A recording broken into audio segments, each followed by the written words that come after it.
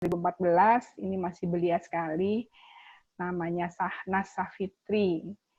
Ya, ini prodiknya tuh cuma 8 orang, paling sedikit. Kenapa ya, Nas ya? Nah itu dia, Bu. Karena di masa itu kayaknya yang lulus memang sedikit deh, Bu. Yang daftar tuh banyak. Tapi yang akhirnya bisa diterima tuh sedikit dan seberbeda itu profilnya. Nah, saya pikir dulu memang sengaja diterimanya kayak gitu di masa itu ya, Bu.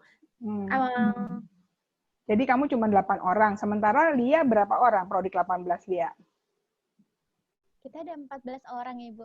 14 ya? Iya. Memang sih sebenarnya targetnya kan 20 ya paling banyak, tapi memang setelah diseleksi-seleksi kayak gitu, ya ambil yang bagus-bagus gitu ya, jadinya seperti itu. Jadi angkatan Sanas paling sedikit ya memang, padahal daftar banyak banget ya Nas ya. Termasuk ada yang angkatan sudah 2-3 kali daftar ya, yang dari teman kamu juga psikologi ya? Iya, yang bersama saya itu ada yang udah 3 kali daftar. 3 kali daftar ya? Iya, jadi yang ketiga baru diterima. Oh iya, iya.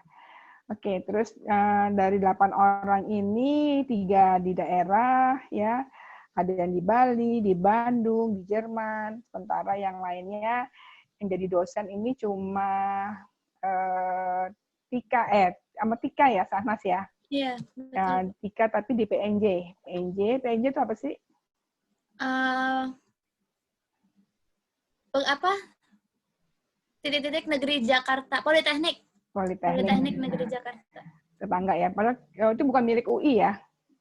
Bukan, tapi tetangga, Bu. Tetangga ya. Bisa naik busnya bareng lah, Bu. Oh, naik gitu. bikunnya mahasiswanya bareng. Naik bikunnya. Oke. Ini Sahna sih luar biasa banget, masih muda, tapi coba bayangin ya, dia daftar sebagai dosen UI. Nah, baru daftar aja dia, kamu udah punya berapa celengan untuk ini? Jurnal internasionalnya? Saya nggak ada sih, Bu, nanti saya tampilin. Tapi maksudnya saya mencegah menghitung gitu supaya continue terus. Cuma yang sekarang saya ingat 3 lah, Bu, ada. Bukannya 7, Nas? Kayaknya 7 itu udah kombinasi, ada book chapter gitu. 7 ada book chapter, ada jurnal-jurnal yang lain. Yeah. Tapi yang terakhir yang bikin kemarin akhirnya dapat penghargaan itu, nah itu karena si jurnal yang ketiga itu, Bu. Yang 3 jurnal. Oke. Nah, selamat ya Nas ya, luar biasa, itu susah banget loh, padahal itu untuk naik pangkat perlu banget itu masuk ke jurnal internasional. Hei, untung saya udah bebas, merdeka. Oke, silakan Nas, kamu hari ini mau membawakan apa judulnya? Baik Bu, saya mungkin izin share screen. Ya, silakan. Tadi ya bersama kita udah lebih banyak lagi teman-teman profesi yang saya ingin sampaikan ini ya, sharing ini tuh sebenarnya sifatnya ringan dan cukup generik, karena topik yang mau saya angkat adalah tentang penulisan.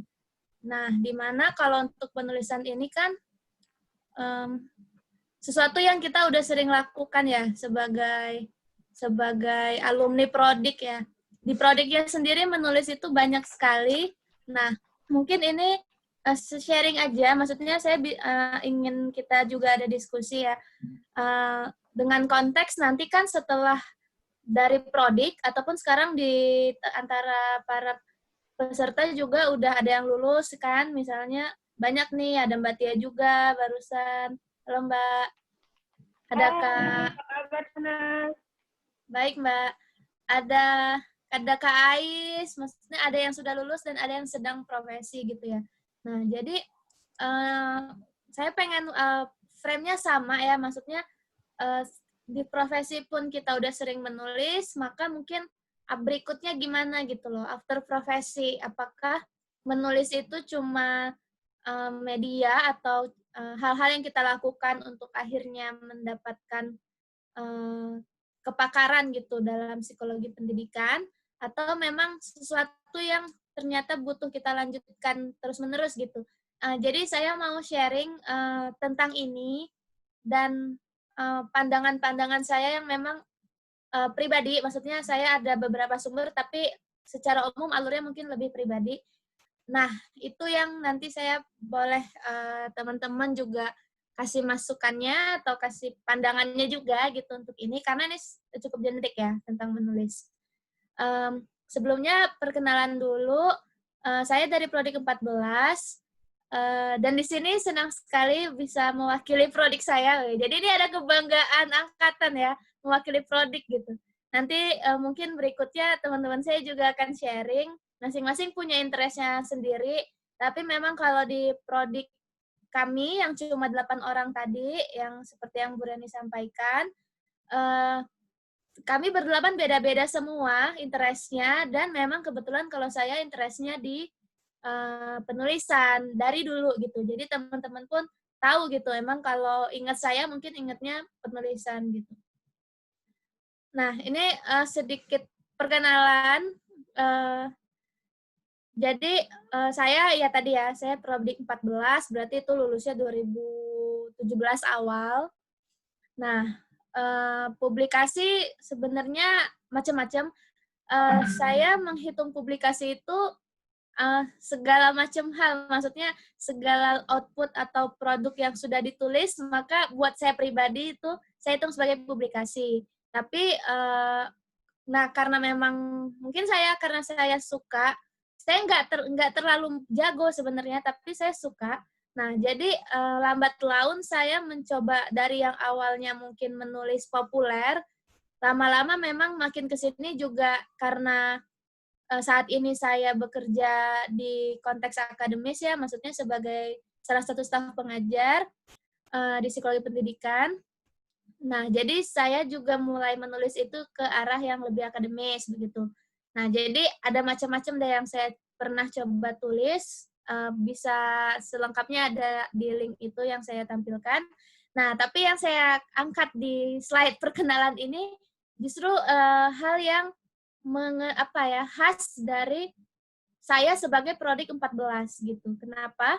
Karena yang pertama nih, yang Savitri Francisca Giri Arianti, ini tuh kami nulis bersama di Prodik 14. Jadi ini saya, Syanas, ini Siska, ini Asti yang sekarang praktek jadi psikolog sekolah di Bali, ini Tika yang dosen PNJ tadi.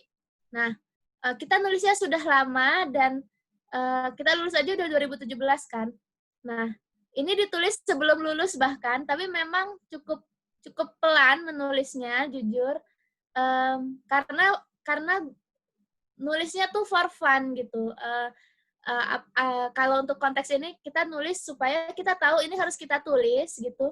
Tapi ya biasa ya, maksudnya orang kesibukannya macam-macam, apalagi di awal karir ya butuh manage timeline gitu. Jadi akhirnya kita bisa menulis itu, dan kebetulan topiknya ini nggak sengaja nih ya Bu, tapi ini bagian dari keahlian Bu Reni justru. Kita banyak sekali mengquote disertasi beliau dan publikasi Bu Reni sebelumnya dalam penulisan ini, karena kita bicara tentang task commitment di anak SMP.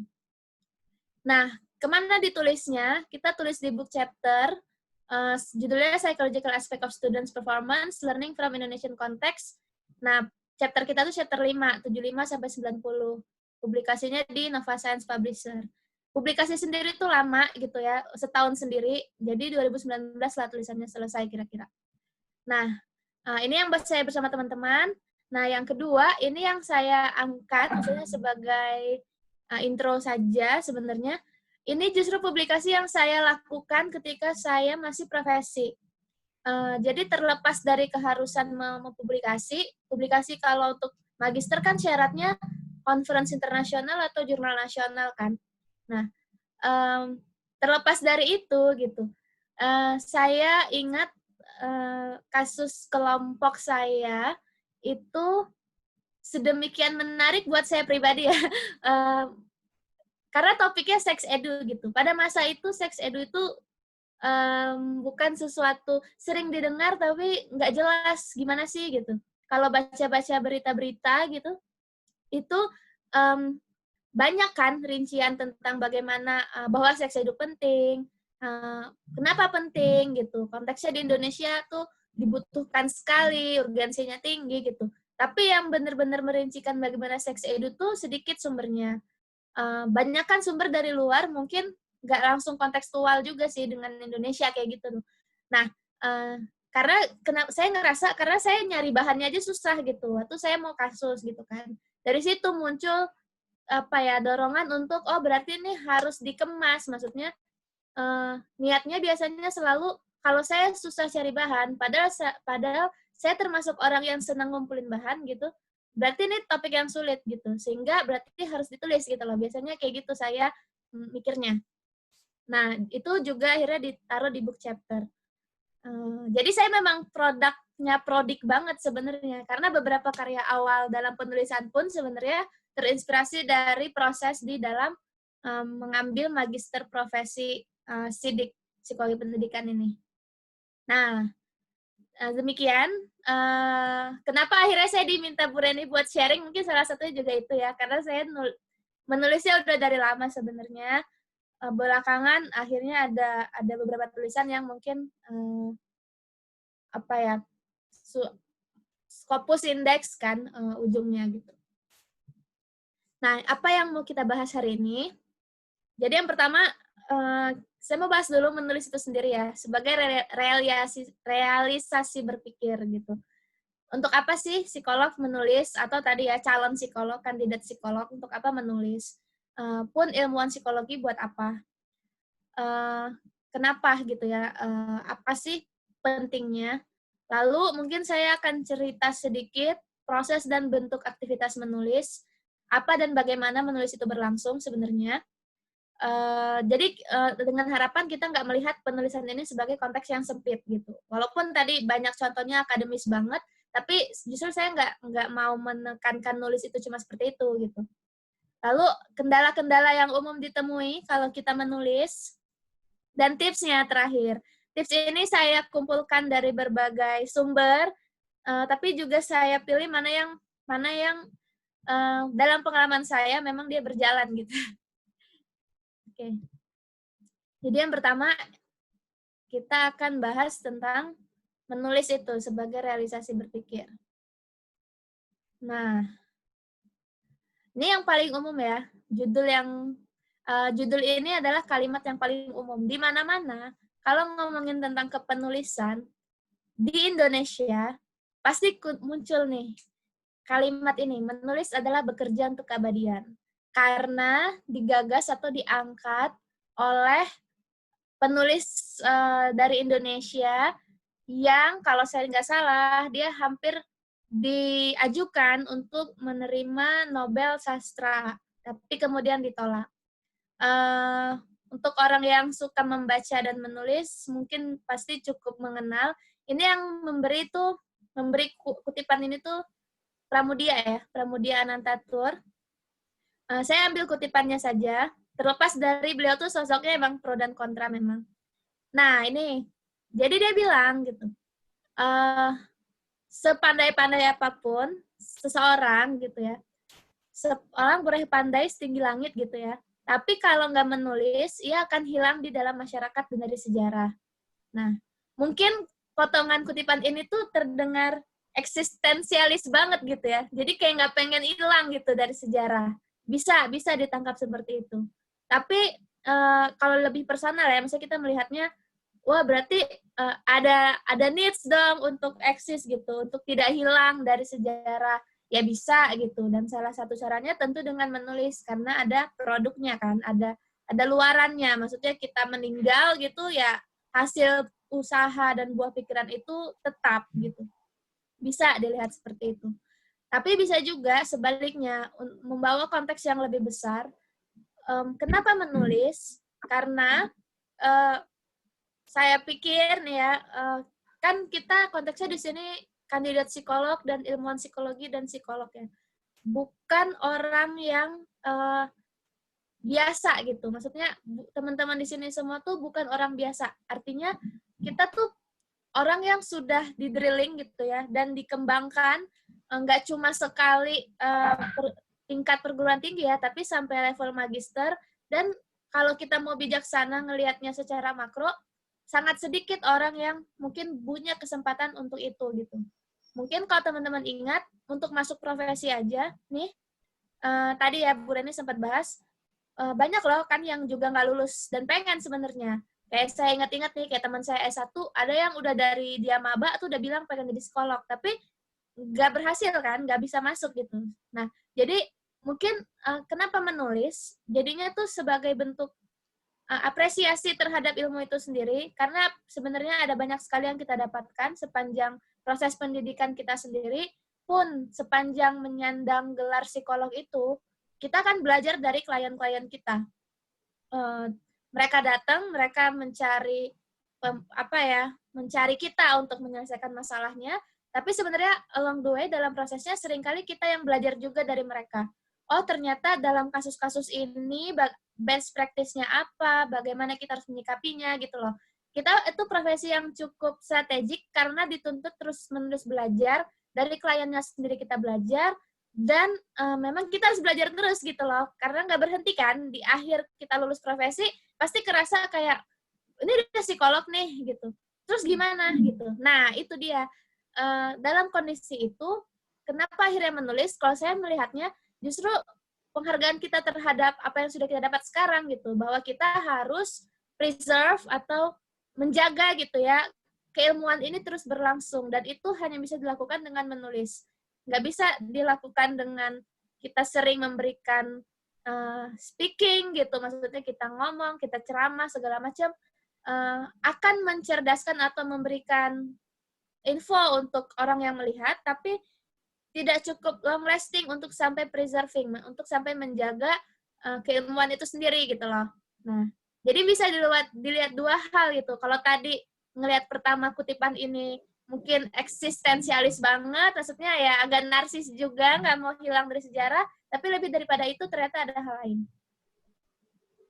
Nah, jadi bekerja untuk keabadian diri, tapi juga keabadian si ilmu itu, gitu. Nanti saya dalamin deh setelah ini. Nah, terus yang kedua, sebenarnya untuk menjaga diri kita sendiri, tahu kan ada banyak bias dalam berpikir, maksudnya dalam bidang ilmu kognitif tuh banyak sekali bias berpikir. Nah, di sini untuk menjaga kita, kenapa? Karena kita itu kan orang yang people look up gitu loh, maksudnya klien khususnya, sangat percaya apapun yang kita sampaikan. Makanya kita banyak dilatih dulu untuk hati-hati dalam menyampaikan info, dalam konseling, dan sebagainya. Nah, dalam hal itu, kita menjaga diri dari bias pribadi adalah untuk apa? Karena seringkali mungkin kita merasa udah tahu sesuatu hal. At least pernah dengar gitu. Misalnya kayak tadi, sex edu itu bukan topik yang udah yang asing gitu ya, apalagi sekarang. Itu topik yang umum gitu. Browsing aja pasti udah banyak deh yang nulis. Nah, tapi dari sisi psikologis, bagaimana melakukannya dan sebagainya, mungkin kalau akhirnya teman-teman diminta untuk coba tulis bagaimananya gitu, dalam bentuk modulnya, atau dalam bentuk slide materinya, dan sebagainya gitu. Nah, beda dengan tadi yang kita merasa yakin, kayak udah tahu deh, pernah dengar, iya itu penting. Dari kapan? Dari kecil gitu, dari anak usia dini. Tapi kalau diminta untuk membuat itu terstruktur, akan jadi tantangan sendiri kan. Karena kita butuh informasi lebih rinci untuk membuatnya, dan itu yang menjaga kita agar koherensi ide kita sebagai yang tahu tadi, dan kita memang dianggap ahli kan dalam hal tersebut, kita jaga bahwa emang benar demikian. Jadi di testing, diuji gitu dengan kamu bisa menuliskan itu atau enggak. Jadi kalau bicara bias, seringkali kita merasa tahu banyak hal, tapi ketika menuliskannya kok tiba-tiba dia nggak ada gitu. Artinya ide itu belum cukup koheren kita ketahui. Maksudnya mungkin kita recognize, paham, tapi nggak bisa kita kaitkan gitu loh, satu dengan yang lain. Nah, latihannya di mana untuk bisa kayak gitu ya, lagi-lagi dalam menulis. Itu yang mungkin membuat kenapa di profesi banyak banget tugas menulis. Nah, itu beberapa alasan awal lah. Tapi alasan lain yang mungkin lebih formal gitu ya, lebih mengikat. Karena satu, setelah saya pelajari, itu ada di kode etik. Jadi, psikolog kalau udah lulus perannya kan banyak ya. Bisa ini, bisa itu, bisa konseling, bisa assessment segala macam.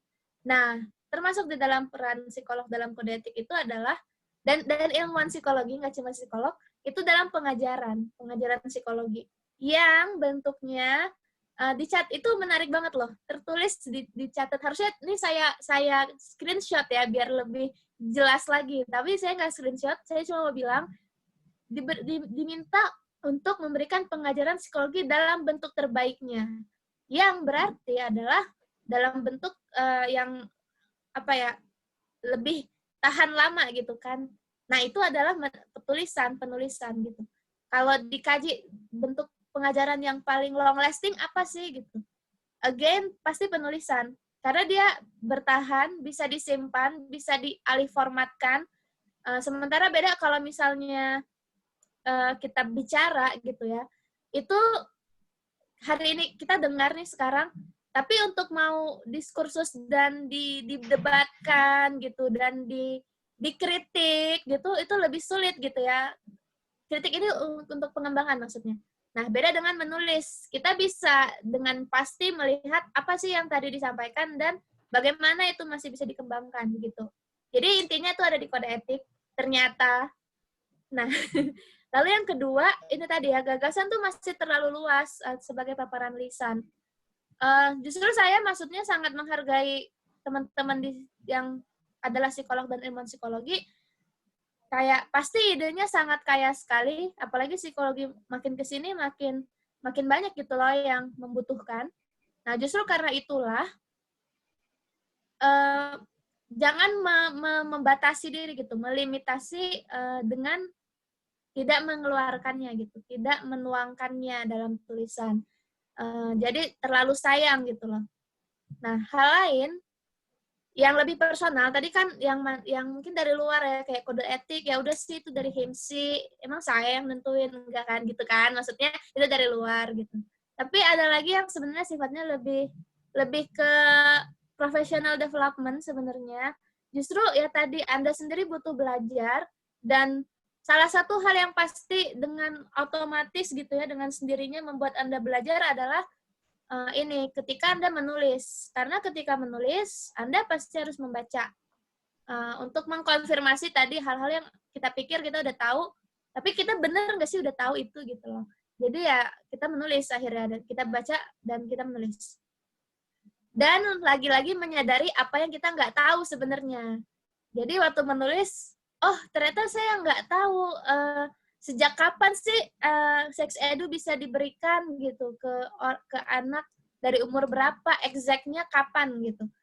Saya tahu sex edu penting, tapi saya nggak tahu itu sejak kapan. Nah gitu loh, jadi kita notice sendiri apa yang kita nggak tahu, dan itu jadi penggerak kita untuk mencari tahu. Nah, Anda sebagai seorang profesional bersumpah pula gitu ya, butuh untuk terus belajar, untuk menjaga kapasitas Anda tetap sesuai gitu. Dan yang terakhir, sebenarnya dalam bidang karir apapun, gak cuma psikolog sih, apapun, kompetensi itu gak cuma dilihat dari gelar yang disandang, maksudnya ya mungkin ngomong-ngomong psikolog sebenarnya kan akhirnya itu gelar ya, maksudnya orang yang sudah lulus magister profesi psikologi gitu kan. Tapi gak cuma dilihat dari situ, ujung-ujungnya akan dilihat dari luaran yang Anda hasilkan. Outputnya apa gitu, perjalanan karir Anda itu menghasilkan apa begitu. Bisa banyak ya, bisa policy, maksudnya kalau di sekolah misalnya, jadi Anda bisa membuat suatu kebijakan baru yang ramah psikologis gitu kan, itu juga termasuk luaran. Tapi akan lebih mudah untuk ditelaah gitu ya ketika sifatnya memang tertulis gitu, luaran itu. Oke. Nah, itu tadi sekilas tentang menulis. Nggak sekilas juga sih, sebenarnya saya ngomong udah panjang sih. Nah, kenapa menulis tuh tadi ya? Jadi memang ada kebutuhannya, maksudnya kitanya butuh untuk pengembangan diri kita, mungkin sederhananya seperti itu. Tapi juga dunia butuh gitu. Kalau kita nggak bisa menolak ya bahwa psikolog masih sedikit sekali orangnya, sementara banyak yang butuh. Dan dari isu-isunya nih kalau di luar banyak juga orang yang belum tahu gitu loh. psikolog sekolah tuh apa sih? Apalagi tuh psikolog pendidikan gitu. Terus bedanya sama klinis apa gitu. Dan hal-hal yang kayak gini kan sebenarnya penting dan sangat mendasar ya. Itu yang bisa dibantu dengan luaran tadi. Semakin banyak produk yang orang jadi ngerti gitu loh. Anda tuh sebenarnya sedang mendalami apa, bidang apa sih gitu yang yang jadi keseharian Anda gitu. Nah, itu yang terbantu dengan menulis tadi. Nah, sekarang saya mau sharing sedikit tentang menulis itu sendiri. Menulis tuh banyak banget macam-macamnya, cara-caranya. Jadi justru di sini kita diberi suatu kebebasan ya, free will gitu. Ada free will nih untuk memilih mana yang menurut Anda paling sesuai dengan karakteristik diri Anda gitu. Nah, ini yang saya rumuskan secara kasar, maksudnya lebih rinci lagi ada. Tapi ini yang saya perhatikan ya, maksudnya apa sih yang ramah gitu, ramah terhadap bentuk tulisan yang ramah terhadap profesi psikolog dan ilmuwan psikologi. Mungkin dari yang paling mendasar kalau dalam konteks akademik tentunya artikel ilmiah, menulis buku, dan laporan kasus. Yang paling suka diabaikan adalah laporan kasus, case report. Kita menganggapnya laporan kasus itu hanya untuk kita lagi latihan kan, ngambil kasus di profesi. Padahal sebenarnya laporan kasus itu dibutuhkan gitu untuk jadi referensi juga karena kita profesi. Justru karena kita profesi, ada tuh namanya jenis tulisan laporan kasus. Itu yang nggak dimiliki oleh jenis-jenis bidang ilmu yang lain yang non-profesi. Jadi yang dilakukan adalah ya kita membuat suatu report lengkap dari asesmen sampai intervensi untuk memberitahu kepada sejawat kita gitu ya, rekan-rekan kita yang lain bahwa ada loh jenis kasus seperti A gitu, seperti B. Karena kita tahu bahwa kasus ini tuh kasus yang tidak umum gitu. Kalau saya lihat sekarang yang sering dilakukan sifatnya case conference. Jadi ada teman-teman profesi yang sharing-sharing gitu kan. Ngumpul kayak gini nih kayak sekarang di Zoom misalnya, terus dia cerita dapat kasus gini. Nah, itu case conference itu yang sifatnya verbalnya, tapi yang sifatnya tulisannya adalah laporan kasus. Kalau teman-teman browsing, banyak sekali sebenarnya jenis tulisan laporan kasus. Bagaimana sih confidentiality tetap dijaga, tapi nggak mengurangi tujuan untuk kita sharing kasus-kasus tertentu yang ternyata penting. Lalu yang kedua, yang populer, yang sering dilakukan, membuat artikel di majalah dalam kapasitas sebagai psikolog atau ilmuwan psikologi, melakukan liputan profesional. Jadi ini biasanya storyable ya, maksudnya, diwawancara oleh Metro TV gitu kan, atau ada liputan nih satu artikel di majalah Ayah Bunda gitu ya. Nah itu termasuk sih. Jadi antara kita memang membuat tulisannya, kita yang mengajukan tulisannya, atau sebaliknya dengan wawancara itu yang kemudian dituangkan menjadi tulisan, yaitu bentuk kiprah kita gitu untuk menulis. Lalu dari versi yang lebih digital yang berbasis internet, banyak psikolog menulis blog. Bahkan ada perkumpulannya gitu loh, psikolog yang blogger, yang dia isinya memang membuat tulisan terkait psikologi gitu untuk lebih menjangkau lagi klien-klien yang tidak terjamah oleh kita gitu. Jadi kita harus mengaku layanan kita ini tuh saking kita orangnya sedikit masih segelintir yang bisa akses dan kita masih eksklusif gitu. Itu yang sebenarnya kurang sejalan dengan spirit layanan psikologis ini kan. Lagi-lagi kalau saya ngacunya ke kode etik aja sih, selain harapan pribadi ya, maksudnya harusnya tidak diskriminatif, menjangkau semua orang gitu. Dan banyak banget orang yang butuh layanan psikologis justru orang yang mungkin secara finansial tidak mampu kan, itu kenyataannya gitu. Gimana mau bayar kita gitu loh sebagai psikolog praktek gitu kan. Nah, hal-hal kayak gini nih yang sebenarnya ingin bisa dijawab dengan kita sering produce konten itu. Maksudnya sedikit banyak kita merasa nggak terlalu banyak tahu, tetap kita lebih banyak tahu gitu loh dibanding yang tidak mendalami psikologi apalagi maksudnya teman-teman di sini tuh at least strata 2 gitu. Tinggal satu lagi kalau mau S3 juga. Jadi nggak bisa kayak gimana ya, nggak fair kalau merasa saya kurang banyak tahu. Justru kayaknya ada banyak banget hal yang kita tahu gitu. Cuma kita pikir itu hal yang biasa tapi dibutuhkan gitu loh. Nah, hal-hal kayak gini nih yang bisa dituangkan dalam bentuk artikel blog, situs pribadi gitu. Atau jadilah seorang content creator gitu. Mungkin waktu psikotes ya, sering udah anak-anak generasi Z tuh udah sering cita-citanya apa? Jadi seorang YouTuber gitu. Nah, tapi saya di sini kayak pengen remind juga kayak kenapa tidak gitu loh kalau psikolog mau jadi seperti itu gitu. Sampai yang terakhir digital others ya, maksudnya selain yang teks. Ini tadi saya kelompokin ini yang versi teks, digital internet. Ini digital non-teks.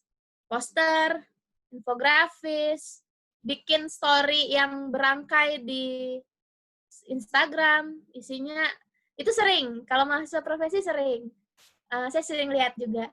Jadi bagus kan, maksudnya kayak tadi habis dapat pelajaran apa, punya insight apa, selain itu kita recap buat catatan kita, ya kita sharing kembali. Dan anak-anak S1 pun melakukan itu sebenarnya. Mereka tuh sering bikin konten di TikTok. Nah, saya kan ngajarnya S1. Itu sering tahu mereka, dan mereka tuh rata-rata leading gitu. Konten psikologi yang membumi gitu di TikTok. Kayak atau tuh ada yang trending bicara tentang bullying. Jadi dia kayak simple aja sih, tapi dia bikin konten bahwa ternyata WHO itu udah menyebutkan perilaku ghosting, bukan bullying. Ghosting itu termasuk abuse loh.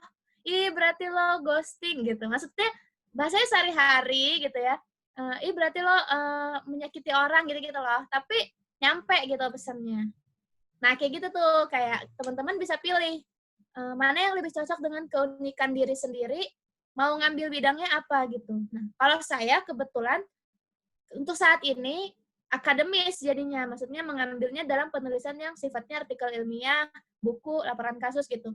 Tapi ada banyak cara lain juga gitu loh sebenarnya. The point is menulislah gitu. Bukan menulisnya harus bagaimana, tapi lakukanlah itu gitu loh, menulislah. Nah, ini contoh. Jadi, saya diminta untuk sharing memang terkait penulisan-penulisan ini. Jadi, memang saya agak kebalik ya. Biasanya polanya adalah kita nulis dulu, nulis yang nulis populer, nulis berita, segala macam. Terus kita berangkat menjadi yang lebih akademis gitu. Kalau saya agak rancu polanya, karena memang saya ini orangnya rancu gitu ya. Nah, jadi saya mulai nulis ilmiah gitu sebenarnya dari S1. Tapi waktu itu masih nggak tahu gitu loh. Saya suka nulis terus so what gitu loh. Waktu itu paling jauh adalah ikut conference di S1. Masa itu ikut conference itu masih apa ya? Masih bukan hal yang umum. Kalau sekarang anak S1 kita aja udah banyak gitu yang senang ikut conference. Tapi di masa waktu itu masih hal yang jarang. Karena nggak jelas untuk apa gitu, cuma buat pengen nulis doang kayaknya apa sih gitu, nggak ngerti value-nya tuh untuk apa, selain buat eksis ya, tapi di samping itu apa sih value yang lebih jelas gitu. Nah, mulai dari situ nulis sampai akhirnya di momen ini nih, ini tahun 2016, berarti kalau publish 2016 kurang lebih tahun sebelum itu ya 2015 berarti. Ini akhirnya saya ngerti gitu, oh kenapa ya harus menulis itu tadi, maksudnya ini conference ya, saya mulai dari conference dulu, ternyata memang itu media komunikasi untuk sesama peer, itu dulu deh. Akhirnya saya ngertinya kayak gitu, lambat banget ya ngertinya sebenarnya. Oh jadi itu media komunikasi dan bentuk tanggung jawab kita terhadap apa yang sedang kita lakukan gitu. Jadi waktu itu biasa kan kita ngambil data, penelitian, segala macam. Terus dalam penelitian itu kalau udah dikumpulin, so what gitu kan. Jadi laporan penelitian terus apa gitu. Maksudnya saya nggak ngelihat itu sebagai sesuatu yang ada fungsinya gitu loh. Justru ketika akhirnya dituliskan, dan sampai sekarang intact gitu. Ternyata di luaran sana, kalau kita nulis ilmiah, itu tuh bukan hal yang dulu kan saya pikir siapa juga yang baca gitu. Emang ada ya orang yang peduli gitu dengan ini gitu. Jujur saya mikirnya gitu ya. Karena iklimnya kan kayak gitu. Kalau di kampus kita nulis ya untuk nugas, terus ya udah gitu. Bikin tesis, bikin skripsi buat dikumpulin, ya udah gitu kan. Tapi itu ternyata kita doang gitu loh. Jadi kalau udah dipelajari orang-orang yang memang menjaga ini ya, preserving ilmu pengetahuan, itu punya suatu sistem yang sangat canggih untuk memastikan dia bertahan. Jadi kayak gini nih, salah satu mungkin dengan DOI ya. DOI ini baru, dulu nggak ada sih DOI ini. Jadi DOI itu kan Digital Object Identifier. Jadi setiap output sudah ada identitasnya, yaitu DOI misalnya. Ini salah satu cara mereka preserve itu. Jadi dengan identitas unique code ini, link ini, dengan kode-kode ini, nah itu udah unik gitu loh untuk apa yang sedang kamu tulis. Nah, sudah ada database-nya dan ternyata sekaya itu yang saya sadarnya belakangan gitu. Oh, ternyata nggak percuma gitu loh, nggak cuma buat nulis-nulis pengen doang gitu. Emang tersimpan dengan baik. Nah, saya jadi merasa terlibat dengan apa ya, diskursusnya, dengan diskursnya. Kayak gini loh, ternyata orang-orang menjalankan dunia penulisan ini kayak gitu. Lalu karena dari situ, terus jadi lebih termotivasi kan. Jadi penasaran nih. Terus yang kedua, ini di 2017 selesainya, publish-nya 2018. Itu tadi, akhirnya saya lihat kan, kasus di profesi ini ya, saya pribadi ngerasa selama menjalani kasus, setiap kasus itu bikin saya baper, itu satu. Terus saya merasa kayak, oh, saya tahu gitu secara knowledge, saya merasa yang ngerti, oh anak ini nggak termotivasi, oh anak ini underachiever, oh misalnya kasusnya apa lagi. Saya pernah dapat kasus anak berbakat di kasus terakhir. Ngerti kan, ada teorinya, ada tulisannya, ya kan disuruh baca, baru bimbingan pertama udah ditanya teorinya gimana gitu. Tapi teori itu tuh nggak ada perasaannya gitu, nggak ada meaningnya gitu. Meaningnya muncul ketika melihat kasusnya gitu kan. Ketika melihat, oh ternyata bisa sekompleks itu kehidupan orang atau gimana lah. Nah, perasaan-perasaan meaning ini tadi, gimana ya dikeluarinnya gitu. Baper saya ini tuh baper yang kayak gimana ya gitu. Akhirnya tuh saya berusaha mengeluarkannya gitu ya. Jadilah si tulisan ini gitu. Ini saya ambilnya yang tadi saya cerita, si kasus seks edu itu. Bahwa ternyata anak sekolah di Indonesia tuh nggak tahu itu loh tentang seks edu. Kayak mereka bercandanya tuh pegang-pegang bagian private dari temennya gitu. Dan sering kan dengar gosip di SMA tuh bisa sangat canggih banget, bukan canggih apa, bebas banget apa pergaulannya, dan sebebas itu gitu loh, maksudnya kayak baper kayak kalau saya pribadi itu jadi baper gitu. Nah itu yang akhirnya menggerakkan untuk menulis ini. Dan ternyata ini tuh simpel banget tulisannya sebenarnya kalau dibaca panjang ya, misalnya lengkap gitu. Cuma kayak ngelihat aja itu gimana sih anak-anak itu. Saya ngetes doang, dia tahu nggak sih nama-nama bagian private? Kan kayak gitu ya, di seks edu minimal tahu dulu namanya, jadi tahu bahwa itu fungsinya, dan tahu itu penting gitu kan. Sehingga punya kesadaran untuk menjaga.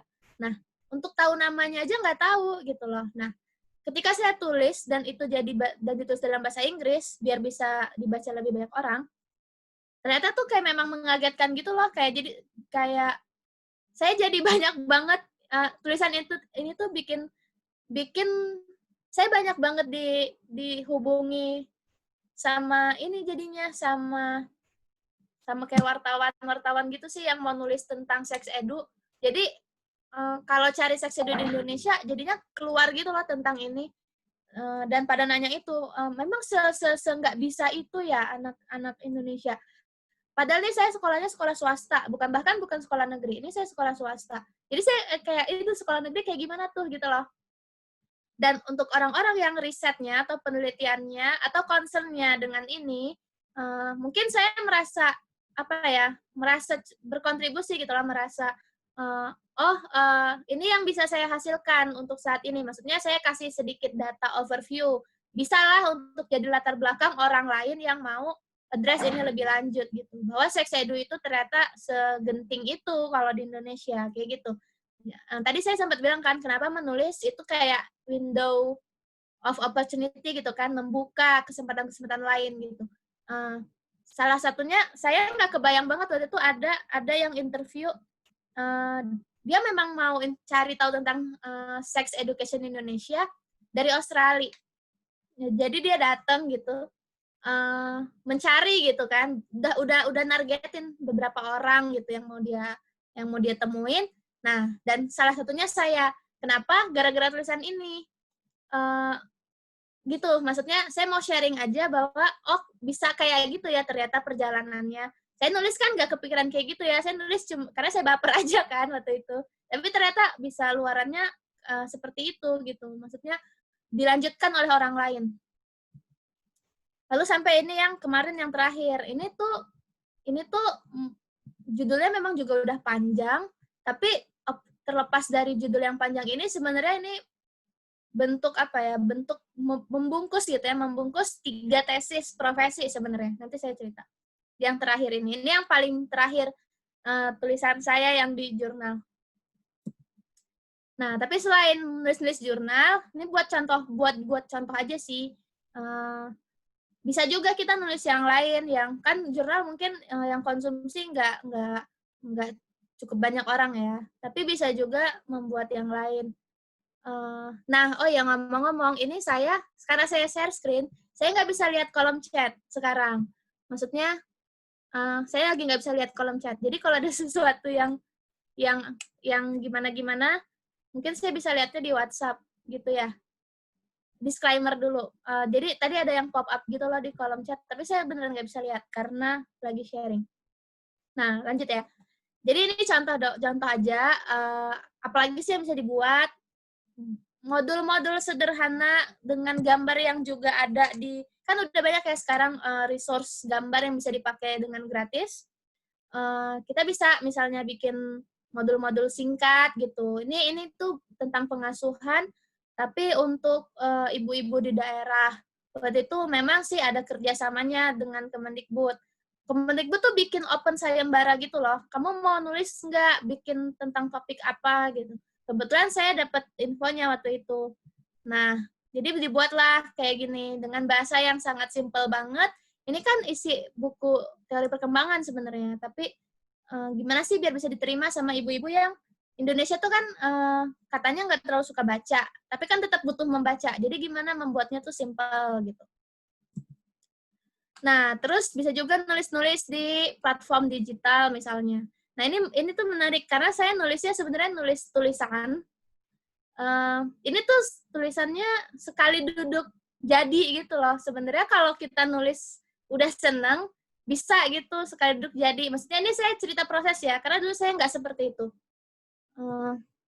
Tapi dialih formatkan menjadi konten yang lain juga bisa ternyata. Jadi dari tulisan yang panjang, kemudian dikemas kembali menjadi poster gitu. Jadi ada banyak hal yang bisa dilakukan gitu dalam penulisan kreatif ini. Ini ngomongin tentang cinta. Kenapa juga tentang cinta? Ya karena saya lagi mikirin cinta gitu ya. Maksudnya tulisan ini akhirnya menjadi cerminan apa yang sedang dipikirkan misalnya gitu. Nah, ini saya mau mengerangkum gitu. Jadi apa saja sih bentuk aktivitas menulis? Pasti yang kebayang di awal tuh ya menulis di kertas gitu ya. Kertasnya kosong, word-nya kosong, terus kita nulis gitu. Tapi nggak cuma itu. Sebenarnya menulis itu mencakup banyak banget hal lain, seperti misalnya melakukan editing pada ide yang udah tertulis.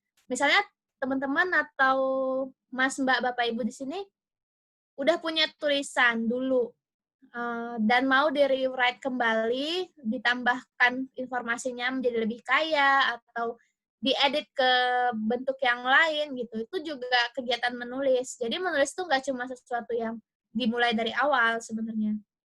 Nah, ini juga ya mengubah struktur tulisan yang sedang dikerjain ke hal yang lain. Seperti tadi, saya punya tulisan esai yang panjang, tapi saya bisa rewrite itu menjadi tulisan populer, bisa lagi membuat itu menjadi poster, atau bentuk-bentuk yang lain. Atau mau di YouTube-in juga bisa gitu loh. Maksudnya satu source yang sama bisa dialih formatkan ke banyak hal yang lain. Atau menggabungkan bagian-bagian tulisan jadi tulisan yang baru, juga termasuk cek akurasi referensi. Jadi kalau ditanya lagi nulis, enggak nulis, cuma ngecek-ngecek doang. Sebenarnya enggak juga sih, itu part dari menulis. Jadi jangan menurunkan semangat menulis diri gitu. Membuat outline tulisan yang baru, meringkas mencatat teks, jadi baca apa terus merasa terinspirasi gitu untuk atas tulisan yang dibaca. Nah, itu juga bagian dari menulis. Namanya annotated bibliography, nama formalnya. Sampai yang terakhir itu melakukan revisi atas naskah yang ditolak. Nanti saya kasih contoh. Nah, ini mengubah struktur dari yang sedang dikerjakan. Ini yang tadi ya. Sebenarnya saya nulisnya apa? Ini kebetulan nulisnya di blog orang, malah bukan di blog. Saya nggak punya blog sendiri sejujurnya, tapi saya suka nulis di lapaknya orang. Jadi kayak memberi tulisan ke media orang lain gitu. Nah, dari tulisan ini terus dialih mediakan menjadi poster gitu. Posternya untuk apa? Posternya untuk di Instagram atau di media-media lain yang sifatnya lebih visual. Tapi akan beda banget dengan kalau bikinnya cuma visual aja. Kalau cuma visual aja, alih formatnya sedikit. Maksudnya ya umurnya juga pendek gitu loh, sebatas itu aja. Tapi kalau menyiapkan tulisannya awalnya komprehensif dulu, justru dia yang bisa dipecah-pecah gitu, menjadi berbagai bentuk-bentuk yang lain. Nah, terus ini menggabungkan bagian-bagian tulisan jadi tulisan yang baru. Jadi, dulu saya bikin tesis, saya bimbingannya Bu Romi sama Mbak Wiwit ya, tentang dialectical behavior therapy ini. Namanya DBT. DBT ini dulu belum common ya. Belum common, dan DBT ini tuh suatu terapi untuk membantu regulasi emosi, tapi untuk bipolar disorder. Nah, hanya sedikit banget di masa itu, ngerjain tesisnya 2015 berarti. Situasinya udah beda sama sekarang, 2020, DBT ini udah terkenal banget. Tapi 2015 tuh belum. Nah, jadi saya struggle waktu itu untuk cari bahan. Tapi tahu tesisnya mau itu. Karena dapat kebaruannya tentunya. Soalnya dia baru dan belum pernah diadaptasi ke intellectual disability. Tapi ada sumber yang mengindikasikan demikian gitu loh. Jadi saya tahu ada yang bilang nih kayaknya bisa nih, dan tesis saya itu mengujinya bisa atau enggak kayak gitu. Urgensinya dapat kan jadinya.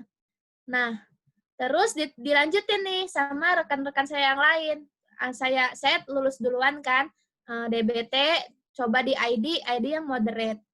Terus dilanjutin sama teman saya nih. Teman saya lanjutin DBT, coba deh kita tes ke borderline. Borderline kan berarti di atas moderate disability ya, intellectual disability. Coba kita cek ya, bisa nggak ya? Ini teman saya, Kara sama Bu Linda bimbingannya. Dilanjutin lagi sama adik kelas kita, Fiona, Evika Fiona, bimbingan Bu Iin. Coba di yang mild. Saya udah moderate, karena tuh yang borderline. Fiona coba di yang mild. DBT juga. Treatmentnya sama-sama DBT, tapi karena kliennya beda, pasti adaptasinya jadi beda kan. Nah, dan ini tuh tesis yang kita perjuangkan gitu loh. Masing-masing orang punya story tesisnya masing-masing tentunya. Nah, udah lulus, udah selesai, teman-teman udah kerja, saya juga udah kerja, udah kan. Nah, tapi tetap nyisa gitu loh di saya, karena nyisanya tuh gini, kayak catatan aja, kayak pokoknya suatu hari saya mau deh merangkum, membungkus, dan membuat suatu statement lah tentang gimana sih DBT sebenarnya kalau di konteks populasi lain. Karena aslinya DBT di bipolar, gitu sebenarnya niatnya. Lalu terjadilah itu gitu. Kayak setelah beberapa tahun kemudian tentunya. Cuma saya ingat gitu. Jadi dalam penulisan ini ada hal-hal yang memang motivasi personalnya itu pasti ada, tapi juga ada hal-hal yang bukan artinya kita harus balapan gitu, harus nulis, harus terus-menerus. Enggak sih, tapi kita tahu aja bahwa apa yang mau kita tulis. Dan janji gitu loh sama diri sendiri, saya akan menulisnya gitu. Jadilah tuh si tulisan itu. Jadi saya rangkum, tesis ini publishnya dulu conference aja. Kalau up 2 ini conference ya waktu itu. Tesis Kara itu conference. Terus ONA tuh masuk di jurnal nasional sesuai kebutuhannya kan kalau lulus jurnal nasional. Nah, tapi kemudian saya izin dulu sama mereka, maksudnya ingin membungkus penelitian ini dan saya mau citasi riset mereka kayak gitu. Akhirnya dibungkuslah jadi ini. Di tulisan yang terakhir ini justru nggak ada lagi tuh tentang detail-detail intervensinya kayak apa. Jadi saya justru kayak kalau mau tahu detailnya, baca tulisan yang sebelumnya, tulisan yang 3 ini, yang pertama. Tapi di tulisan yang terakhir ini justru kayak ngasih tahu summary-nya seperti ini ya ternyata. Siapapun yang kalau mau melakukan DBT, mau mengembangkan regulasi emosi untuk anak disability, baik dari moderate sampai mungkin borderline intellectual functioning, esensinya ini, maksudnya lesson learn-nya ini, itu yang di tulisan saya. Tapi detail programnya ada di yang lain gitu loh. Jadi bisa dilihat tulisan ini tuh dia saling membangun gitu satu sama lain, dan inilah yang saya pikir perlu kita lakukan gitu sebagai sesama psikolog, sesama ilmuwan psikologi. Kita harus membangun bidang ini kan, harus membangun rumpun ilmu ini, psikologi ini gitu. Salah satunya dengan ini. Ini memang nulis akademis, tapi nggak menutup pintu ke tulisan yang lain. Maksudnya dengan kita sering tulis populer itu kan banyak yang menerima, khususnya yang umum ya. Nah, terus yang terkait tips ini tadi, memeriksa referensi, mencatat teks, rangkuman. Saya nggak pakai apa-apa selain Mendeley sama Vosviewer. Jadi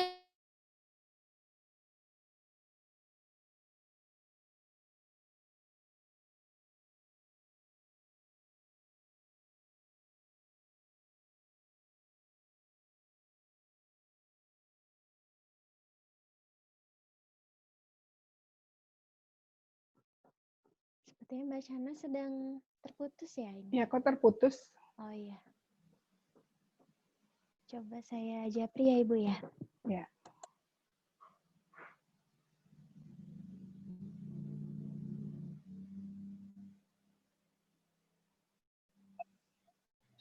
Sana. halo.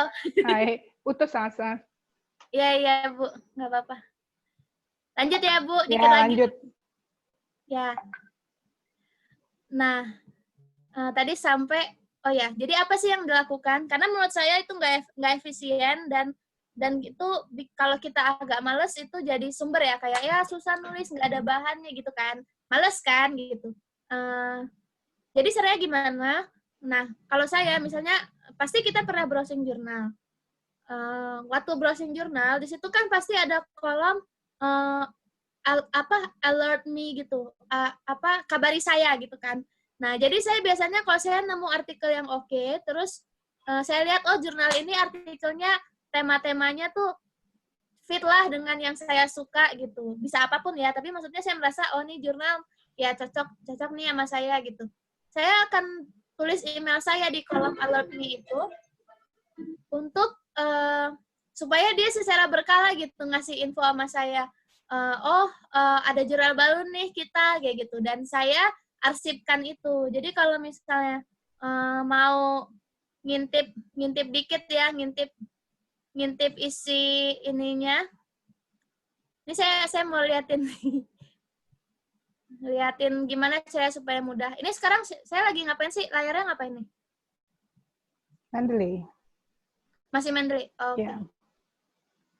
Nah, jadi isi inbox saya itu, jadi saya ada kayak kolom khusus isinya jurnal, dan ini tuh isinya jurnal semua. Dan itu bukan saya yang nyari, mereka yang ngasih saya gitu.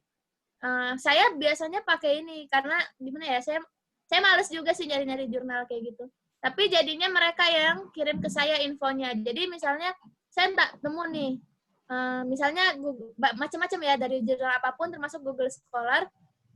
Saya nemu nih si Francis Fricke. Dia risetnya tuh semua udah cocok banget deh sama saya gitu kan, tema-temanya. Jadi Google Scholar kan punya ya kayak fitur alert me itu. Ya udah tiap dia publish atau ada orang ngutip dia, saya di notif dong gitu. Jadi saya juga lihat kan, oh ternyata sekarang dia punya kayak gini nih. Jadi kalau saya jadinya butuh cari tentang gifted, saya carinya di email saya gitu. Ini yang paling awal saya lakukan. Jadi langsung keluar gitu loh. Dan kalau atas nama Alert Me, nggak mungkin jurnal lama. Pasti justru jurnal paling baru. Jadi saya bisa dapat, masih akhir 2019, saya udah dapat notif jurnal 2020 kayak gitu. Itu salah satunya misalnya yang bisa dilakukan. Tapi pasti banyak cara-cara yang lain yang bisa dipakai juga sebenarnya. Misalnya ini secara berkala memang saya pakai Mendeley. Mendeley ini juga sama ngumpulin semua referensi yang pernah dipakai. Jadi referensi itu bukan habis dipakai terus dibuang atau dihapus. Di arsip, kenapa? Karena kita jadi tahu dari situ kayak tema-tema apa aja sih yang sebenarnya memang kita into ke situ gitu. Kalau dulu ngerjain tugas mungkin kayak ya karena harus gitu kan. Tapi along the way kita jadi tahu, oh tema-tema tertentu lebih outstanding dari sisi jumlah lebih banyak gitu, dari sisi mana yang lebih kita baca dan segala macam gitu loh, memudahkan untuk tahu interest kita apa kayak gitu. Terus Fast Viewer ini aplikasi yang lain yang untuk tahu, misalnya saya sukanya temanya katakanlah saya suka kreativitas misalnya gitu. Saya butuh tahu kan, dari semua tulisan di dunia ini, tulisan siapa sih yang paling impactful gitu. Nah, itu saya pakainya Fast Viewer. Nah, itu yang tadi saya bilang, maksudnya dulu saya melihat emang nulis tuh ini ya berguna ya, kayaknya cuma buat disimpan. Nah, itu ternyata enggak kayak gitu. Itu yang akhirnya membuat termotivasi lah gitu untuk mau nulis. Karena bisa tahu gitu loh, memang ada discourse-nya, ada percakapannya gitu loh, antar sesama penulis di dunia ini gitu. Nah, sekarang contoh naskah ditolak. Ini mungkin lebih akademis, mungkin relevan buat yang lagi studi ya. Jadi saya pernah buat tulisan. Tulisan ini tuh tentang konseling online. Kenapa nulis konseling online? Karena tadi saya terafiliasi dengan konseling online saat ini. Nulis kan, between the experience of face-to-face counseling and intention to use online counseling. Jadi antara konseling tatap muka dengan intensi untuk konseling online itu, apa sih yang bikin orang mau konseling online? Kan kayak, itu aneh ya, maksudnya kayak konseling online ini kan nggak biasa, terus klien kok mau sih konseling online kayak gitu. Nah, ternyata maksudnya ya saya ada risetnya terus melihat, oh ada faktor depresi nih. Statementnya sederhana sih, semakin orang merasa depresi jadi butuh banget, ya akhirnya dia mau shifting ke counseling online. Intinya saya mau ngomong itu aja sebenarnya. Nah, ini judulnya. Terus saya lihat di referensi yang dipakai, dari yang sudah saya cari-cari tadi, dari saya secara berkala mengumpulkan referensi itu tadi, paling banyak tuh dari jurnal ini nih, namanya, kelihatan ya di sini. Nama jurnalnya tuh Technology in Human Service. Bahkan bukan psikologi justru, Technology and Human Service, Fasilkom. Saya masukin, terus dengan cepatnya 2 hari doang, dia bilang, gak cocok, karena terlalu psikologi. Maksudnya, terlalu psikologinya itu tuh, tapi dia bilang justru bagus, cuma ketolong kasih intro tentang Fasilkomnya, biar fit aja sama jurnalnya, kayak gitu. Nah, terus dia nolak saya tuh nggak cuma nolak sebenarnya, dia suruh submit lagi. Abis kamu tambahin tentang Fasilkom, ini ya, masukin lagi kayak gitu. Cuma karena saya waktu itu juga nggak keburu, kalau teman-teman tahu, ini 26 Juli ini kan periode masih kuliah PJJ kan. Pokoknya tuh heboh banget deh kuliah PJJ kemarin. Nah, jadi intinya saya memutuskan, saya nggak submit lagi di sini, saya mau coba di tempat lain. Tapi ini mau cerita ke teman-teman bahwa kayak gini tuh sebenarnya terjadi gitu ya. Kita memang bisa ditolak dengan condition, tapi juga yang mau saya highlight, penolakan mereka itu nggak pernah kejam. Pasti selalu ada feedback-nya gitu loh. Dan mereka sebaik itu memberikan saya reminder, masukin lagi ya, jangan lupa gitu. Maksudnya saya nggak pernah dalam kondisi, mungkin belum ya, karena saya juga bukan yang udah jauh banget ke penulisannya, bukan. Tapi saya mau bilang, untuk orang yang baru seperti saya, saya nggak merasa decision ditolak penulisnya dan sebagainya itu tuh menyakitkan secara personal gitu. Justru dari situ saya dapat feedback banyak banget biasanya, bahwa tulisan kamu tuh kurangnya apa yang harus dilakukan. Reviewer luar itu tuh cukup baik lah, maksudnya saya nggak tersinggung gitu loh. Nah, saya mau cerita aja ke teman-teman bahwa justru tulis aja dulu gitu, urusan diterima atau enggaknya tuh nanti berikutnya, karena kamu dapat feedback-nya setelah itu. Gitu. Nah, jadi the whole cerita ini, menulis itu jadi sebuah proses yang emang nggak berhenti gitu. Jadi bukan besok mau nulis, sekarang baru dipersiapin. Sebenarnya yang bisa dilakukan dan dicicil adalah memang ngumpulin dulu. Buatlah ini jadi suatu prosedur ya, suatu skema gitu. Cari bahannya itu nggak yang nyari karena aksidental, tapi memang mengumpulkan gitu sampai akhirnya diperlukan kayak gitu. Mungkin itu sih. Nah, saya masih banyak beberapa hal-hal yang lain nih, tapi memang kita berbatas waktu ya. Mungkin saya akan overview singkat saja bahwa kalau merasa nulis itu susah, ya memang benar, because it is hard, then it's worth it gitu loh. Ini saya kutipan orang, dan saya kenapa angkat ini, waktu saya lihat ini, saya tertampol gitu, kayak, ya dia bener banget gitu, oh my god gitu, sebel deh, kenapa nih orang bener gitu kan. Jadi saya mau sharing lagi kutipan yang sama gitu. Ya kita sepakat aja, memang nulis itu susah. Justru karena dia susah, hal-hal yang susah itu kan susah karena demanding ya buat kita. Tapi ketika kita pursue dia, ya akhirnya kita berkembang gitu, balik ke yang awal tadi. Emang kitanya pada akhirnya butuh. Nah, justru kendala-kendalanya apa sih? Sebenarnya kendala menulis itu semuanya personal, psikologi semua. Ini saya kasih nama ya, nama-nama doang. Ini ada sumbernya, nanti saya kasih deh bukunya. Tapi ini saya yang namain, jadi bukan dia yang namain, saya doang yang namain. So asik gitu ya, namain. Jadi ini ada sosoknya yang mana nih, teman-teman di sini? Ada yang sibuk, ada yang binge writer ya, binge apa sih bilangnya? Terus dokter perfeksionis, Mr. Fantastic kayak di film, Miss Passionate, sama Mr. Clean. Ini beberapa kalimat-kalimatnya nih. Kalau yang sibuk, pasti bilangnya, aduh saya nggak ada waktu, atau saya kayaknya bisa nulis kalau udah punya waktu deh gitu. Nah, kenapa? Karena tadi ya, mikirin suatu ide tuh lebih gampang dibanding nulisnya. Tapi ingat biasnya banyak. Kita sering merasa tahu, tapi sebenarnya kita nggak tahu gitu. Terus, kalau dilihat-lihat, menulis itu tuh kata benda. Dia tuh kata kerja, bukan kata benda. Hal-hal yang kita temukan, jadi kayak saya nggak punya waktu, saya harus menemukan waktu. Kita tuh menemukan untuk benda, nggak cocok jadinya. Jadi, karena menulis itu kata kerja, justru ya memang dilakukan. Artinya diagendakan, bukan ditemukan waktunya. Nah, terus ini strategi menulis berbasis stres. Ini kalau saya kayaknya arahnya ke sini sih. Saya agak-agak ke sini. Menulis berbasis stres, tapi berusaha untuk mengurangi gitu. Jadi biasanya kecenderungannya dia alokasiin 1-2 bulan pengen nulis, terus menjelang waktu mau habis mulai merasa cemas gitu kan, merasa guilty juga, ngapain aja kemarin. Nah, akhirnya berhasil nulis sih dan bangga, wah kepepet juga bisa nulis gitu. Tapi akhirnya menulis itu tuh dirasakan sebagai sesuatu yang memang sulit banget, lebih sulit dari yang seharusnya, sedikit banyak mentraumatisasi diri gitu.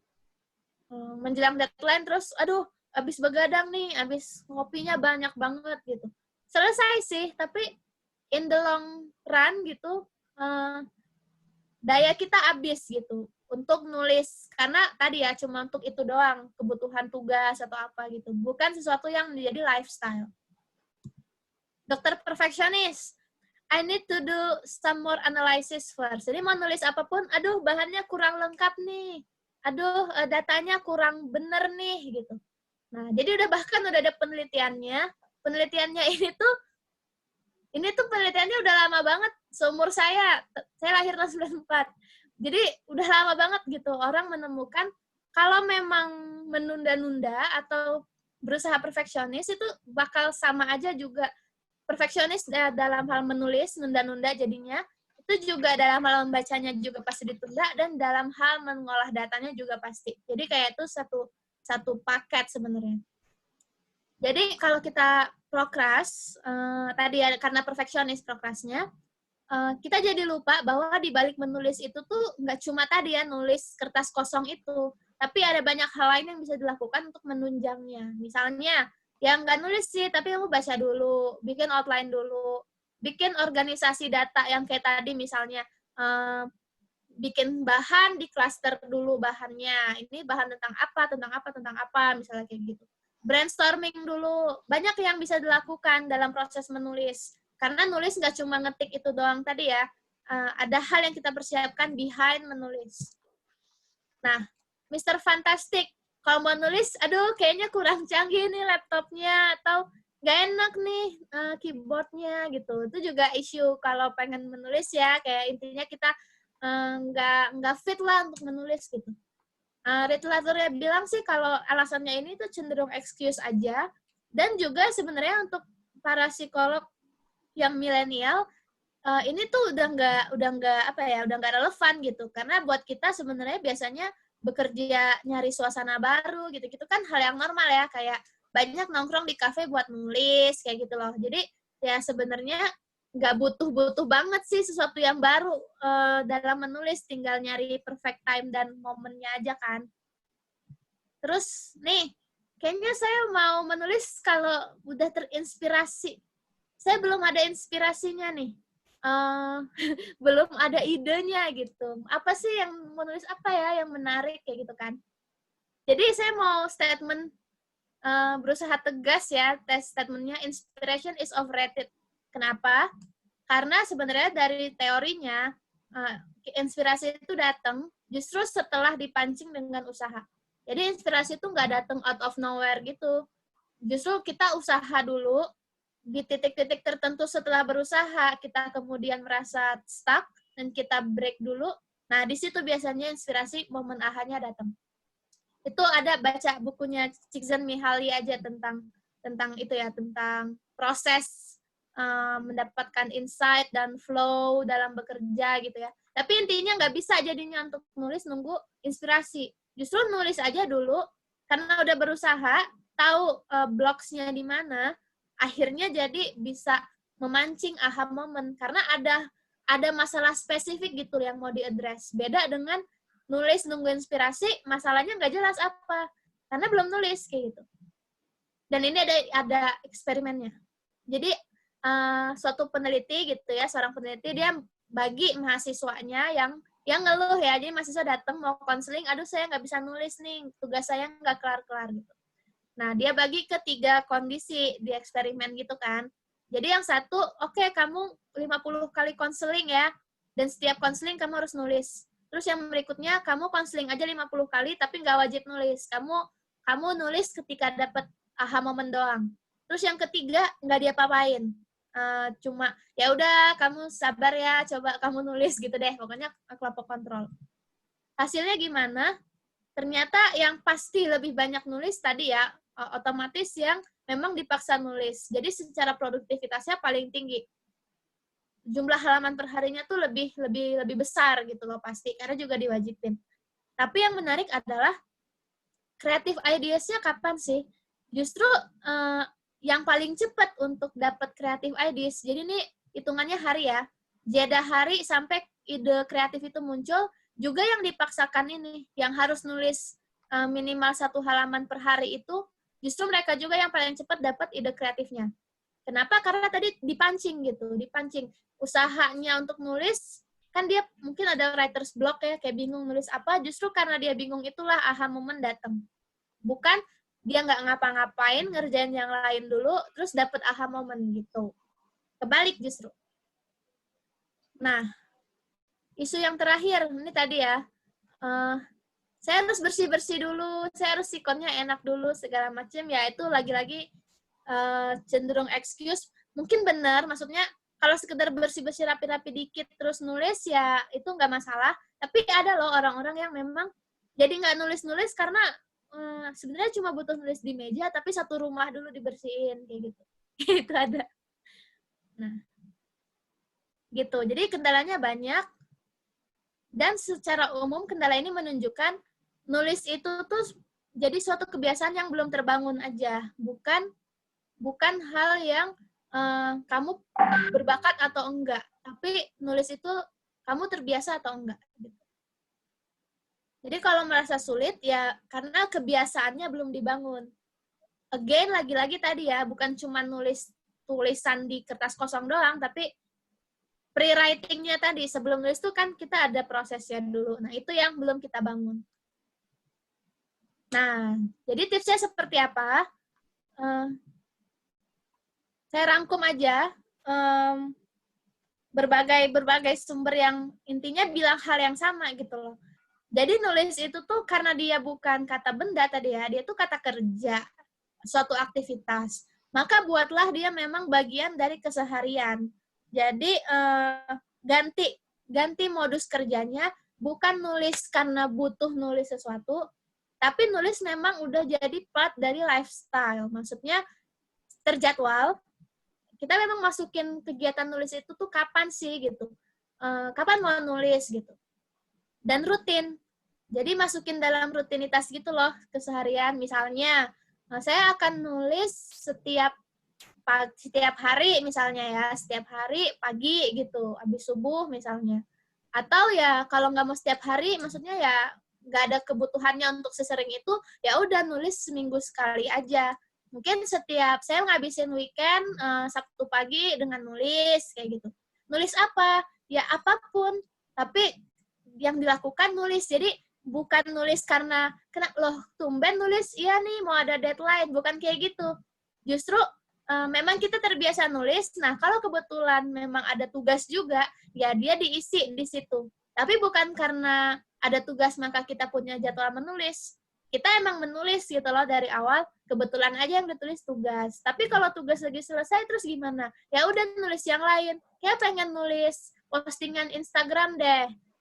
Yang apa misalnya yang temanya tuh membahas isu terkini gitu. Ya udah lakukanlah gitu. Jadi jelas kapan. Kalau ditanya Sabtu pagi lo ngapain? Oh, udah pasti gue lagi menulis kayak gitu.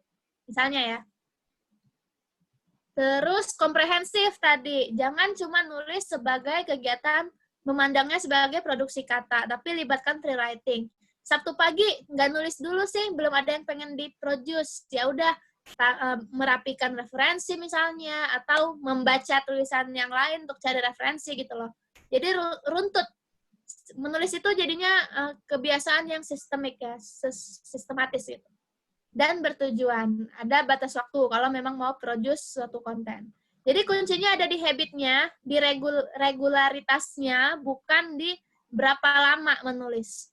Jadi kalau ditanya, kok bisa sih ini apa para penulis buku yang canggih-canggih, yang udah keren-keren banget itu, dia bukan dalam sebulan nggak ngapa-ngapain cuma nulis buku, bukan. Tapi emang udah terschedule, dia akan selalu menulis, dan ketika waktunya datang, jadilah itu tulisan. Gitu. Nah, untuk apa sih kayak gitu? Satu, mengurangi emosi negatif. Maksudnya ya bukan karena dikejar-kejar deadline atau apa, ya emang bagian keseharian, kayak naik sepeda, kayak mandi, kayak makan, ya pasti makan gitu, pasti mandi. Nah, terus menghindari ini tadi, menunda-nunda sampai nulisnya di akhir ya. Biar hidup itu lebih efisien, lebih efektif, dan lagi-lagi gini loh, maksudnya nggak usah muluk, Mas. Nulis itu kan cuma satu bagian kehidupan. Kita punya banyak hal lain gitu. Kita ada kegiatan untuk keluarga, untuk karir, hobi, ibadah, segala macam. Nulis ini tuh hanya satu dari sekian itu. Nah, untuk satu hal ini, buatlah dia proporsional gitu kan, makanya mending diagendain aja, dibanding menjadikan itu sebagai beban gitu ya, beban hidup. Nah, lalu kenapa juga harus reguler? Karena biar lebih produktif, lebih pasti gitu loh luarannya, dan itu membuat kita lebih banyak ide. Karena kita terbiasa gitu, memang jadi cycle kita dalam harian atau mingguan, nggak nulis dulu ya kita baca, segala macam gitu. Secara sustainable mengembangkan kita. Nah, yang kedua, poin lainnya adalah menulis sebagai dedikasi personal gitu.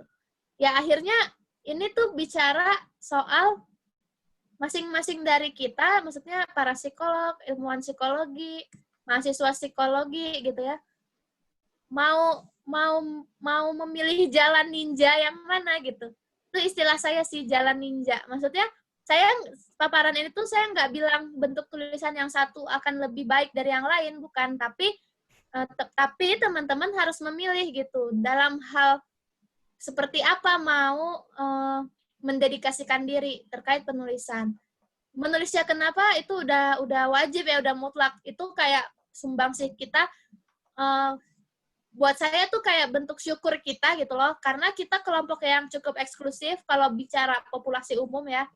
Gak semua orang bisa masuk, bisa menerima ilmu-ilmu yang teman-teman dapat gitu waktu kuliah, dan mengakses buku-buku yang teman-teman baca, ya kan? Maksudnya udah segmented lah gitu. Nah, pasti harus menulis buat sharing gitu, buat giving back gitu, memberikan kembali ke komunitas gitu kan. Nah, tinggal pilih aja mau caranya yang mana gitu. Mana yang kamu merasa lebih cocok gitu untuk diri sendiri, lebih visible, lebih mudah gitu. Dan jangan lupa setelah memilih itu, berikanlah apresiasi gitu untuk diri sendiri. Itu pasti ya. Ini karena ngomongnya sama psikolog, nggak usah dipanjangin di bagian ini. Itu reward ya, reward untuk diri sendiri. Karena kita doing sesuatu, maksudnya melakukan sesuatu dengan effort, ya kasihlah apresiasi gitu. Tapi yang tadi ya, the point is, di ujungnya harus milih. Jadi jalan ninjanya nih, mau nulisnya gimana, dengan cara apa, bagaimana, untuk siapa. Untuk siapa penting tuh. Target audiens mana yang sebenarnya ingin disasar. Yang passionnya di bidang tumbuh kembang anak, mungkin berarti gak cuma untuk orang tua, tapi calon orang tua justru. Ya kayak saya nih, saya belum nikah, calon orang tua misalnya gitu kan. Nah, apa nih yang bisa saya tahu gitu. Kebetulan saya bukan di sana interestnya, tapi bayangin kayak apa nih orang-orang yang seusia kita yang butuh tahu gitu tentang ini. Jadi teman saya ada yang proyeknya memang itu. Jadi dia melihat sebenarnya mau memproduce keluarga yang fungsional tuh dimulai jauh sebelum pernikahan gitu. Anak-anak muda harus tahu gitu apa sih yang penting dalam proses berkeluarga dan membesarkan anak misalnya gitu ya. Jadi dia udah pilih gitu. Saya segmennya maunya itu. Dengan media apa? Oh, disesuaikan kan anak muda ngelihatnya sosmed gitu. Jadi ya tulisan dia itu formatnya jadinya ke arah sosial media. Baik itu caption Instagram yang informatif, infografis, segala macam ya. Maksudnya itu pilihan. Tapi yang ditetapkan dalam hati adalah jadi teman-teman di sini maunya apa gitu, kontribusinya kemana gitu, sebagai orang yang privilege gitu dalam hal ilmu ya, privilege dalam hal ilmu di psikologi. Nah, ini fleksibel, nanti tips tentang fleksibilitas aja. Apa sih yang sebenarnya suka dipakai orang gitu untuk nulis, keterbaruannya gitu ya. Menarik kalau nulis itu mengangkat konten yang jarang dibahas orang, kayak jarang yang tahu gitu, atau sebaliknya justru hal yang udah sering banget orang tahu, tapi kamu mau kasih gayamu gitu untuk membahas hal tersebut. Nah, atau bisa juga dari sisi metode.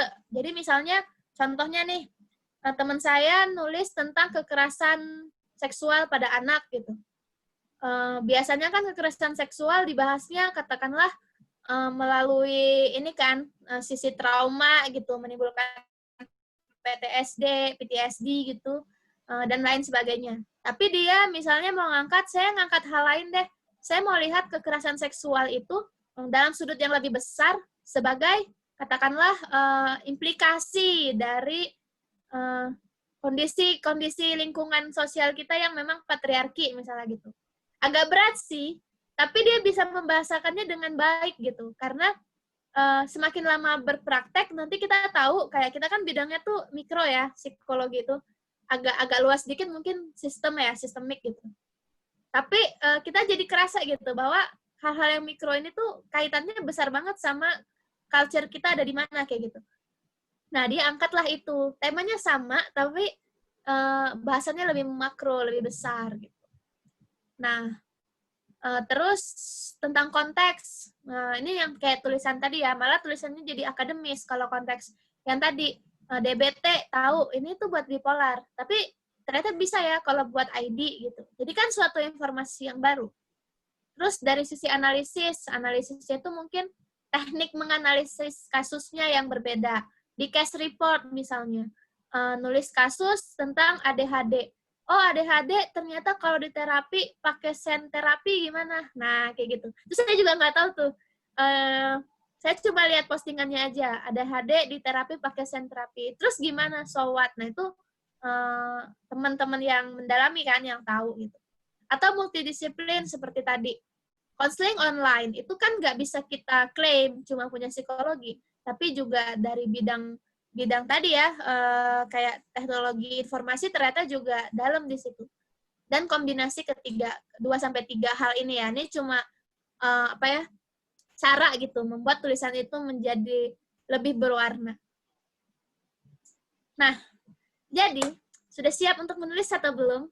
Saya open banget kalau misalnya mau berkolaborasi, karena maksudnya ya apa aja bisa ditulis gitu kan. Jadi ya ayo aja kalau kita mau menulis gitu. Nah, nanti saya tambahin deh referensinya, lupa saya ada referensinya. Ada banyak hal yang bisa dibaca untuk melanjutkan dari sini. Gitu. Wow. Terima kasih. Tepuk tangan untuk Sahnas. Dahsyat, Nas. Bener-bener deh ketampol nih semuanya. Terutama Tia ya, Fitri yang udah tua-tua nih, yang senior. Bener nggak, Fit? Ketampol kita dan semuanya sama Sahnas. Nas, bagus banget ya. Dan memang sebenarnya ya kalau Sahnas sudah menulis itu sudah bagian dari darah kamu ya, bagian dari diri kamu gitu. Jadi kamu kayaknya asik menulis. Walaupun mungkin itu ya, kalau misalnya kamu sebagai akademisi, itu sangat perlu sekali. Ya, walaupun hasil tulisan kamu itu sendiri nanti tidak digunakan sebagai penghitungan untuk naik pangkat kamu kan, tapi kamu tidak patah semangat. Ya, ini luar biasa loh Sahnas ya. Karena apa yang dia tulis itu udah di jurnal-jurnal, tapi karena dia belum diangkat, itu tidak dihitung kumnya. Sementara kalau zamannya saya, karena zamannya kan beda nih. Sahnas tuh kamu anak milenial apa anak generasi Z nih? Masih milenial kayaknya, Bu. Nah, apalagi milenial. Jadi itu luar biasa ya. Jadi artinya itu udah semua serba mudah. Tapi untuk yang angkatan saya, menulis itu tuh kayaknya perlu belajar dulu nih tadi yang bisa Sahnas bilang. Ya kita nggak ngerti Mandel itu apa, VOS viewer itu apa, nggak ngerti deh pokoknya. Cara-caranya itu gimana ya. Jadi itu susah. Nah jadi kalau dulu itu Nas, kalau misalnya menjadi dosen itu, carikum, itu memang untuk carikum, bukan untuk kesenangan, untuk for fun tuh enggak. Ya jadi nulis itu jurnal tuh kayak ya mungkin kayak kepaksa kali ya. Bukan jurnal ya dulu ya, artikel-artikel apa segala kayak gitu. Nah, kalau sekarang ya udah tadi sudah terbebaskan ya. Seharusnya jadi profesor itu puluhan buku. Bapak Tia ada berapa puluh, Tia? Bapak Tia kan profesor nih. Ada puluhan nggak, Tia? Tia nggak denger ya? Nggak tahu. Aku malah nggak ngitung. Iya. Ya teman-teman saya. Jadi kalau 97, Prof. Iya, jadi kalau di psikologi mungkin nggak bisa ya, nggak bisa cari nih. Mungkin nanti Sahnas saya mungkin akan jadi model ya. Jadi menghasilkan banyak buku gitu. Saya sendiri menghasilkan buku hanya 8 aja, ya, tapi saya juga targetin di Gramedia terbitnya. Dan setelah itu saya tidak nulis-nulis lagi, cuma nulis artikel. Saya punya blog ya, blog tapi nggak aktif.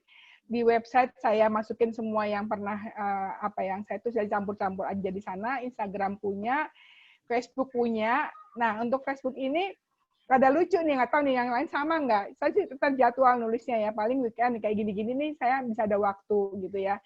Setelah ini saya nulis saya tulis dulu rencananya apa. Tapi sambil ngintip tuh, tau nggak tahu ini yang nge-like banyak apa enggak ya. Jadi kayaknya kayak kesel banget harus ngitungin like atau lihat orang kok cuma gitu aja banyak banget sih. Gue merasa lebih keren kenapa cuma sedikit ya yang like ya. Jadi akhirnya udahlah nggak usah mikirin mau like kayak atau enggak kayak pokoknya nulis aja ya. Jadi untuk menunjukkan bahwa kita ada gitu, dan ini lebih kepada long lasting ya kayaknya, ya mungkin nanti cucu baca atau apa seperti itu ya. Tadi saya juga terpikir waktu pertama-tama untuk yang Facebook tidak merasa untuk perlu panjang lebar, tapi lama-kelamaan oh bisa juga ya untuk menulis yang panjang lebar menceritakan siapa gitu. Ya itu menarik ini Saknas, sekali lagi saya jadi ingat J.K. Rowling yang mana dia sendiri kan menulis itu sendiri by accident ya, setelah dia kereta apinya delay di Manchester to London itu, dia kemudian ada insight untuk membuat Harry Potter. Kemudian selama 7 tahun dia masa-masa sedihnya dia, ya ibunya meninggal, anaknya baru melahirkan, baru divorce. Akhirnya muncul Harry Potter yang hanya dalam jangka 1 tahun itu 500 juta kopi terjual, dan kita tahu dia jadi akhirnya berubah hidupnya ya dari miskin jadi kaya sekali, dan itu tempat dia nongkrong untuk nulis ya. Saya jadi ikutin si anak saya itu Nazura itu ya, dibawa ke Porto nih kafenya, orang pada antre pengen masuk ke situ, ke perpustakaannya, ke tempat dia tempat dia nongkrong untuknya di mana, jendelanya mana, dan segalanya gitu. Itu luar biasa. Ya ini karena menulis bisa seperti itu. Mas, sekali lagi terima kasih. Ini menjadi perhatian kita semuanya bahwa menulis itu harus menjadi aktivitas reguler ya, terjadwal, rutin, ya kemudian harus bertujuan. Satu lagi apa, Nas? Harus bertujuan komprehensif. Nah, harus komprehensif seperti itu. Ya, ini catat patokannya. Kemudian silakan ada yang mau bertanya nggak? Nah, silakan Mbak Fitri. Halo Mbak Fitri. Halo Nas, kita Ketemu ketemu lagi. ya. Iya. Oke. Sebelumnya saya makasih banget Shana sudah sharing hari ini gitu ya. Yang saya mau tanyakan tuh sebenarnya ada 2 hal sih. Jadi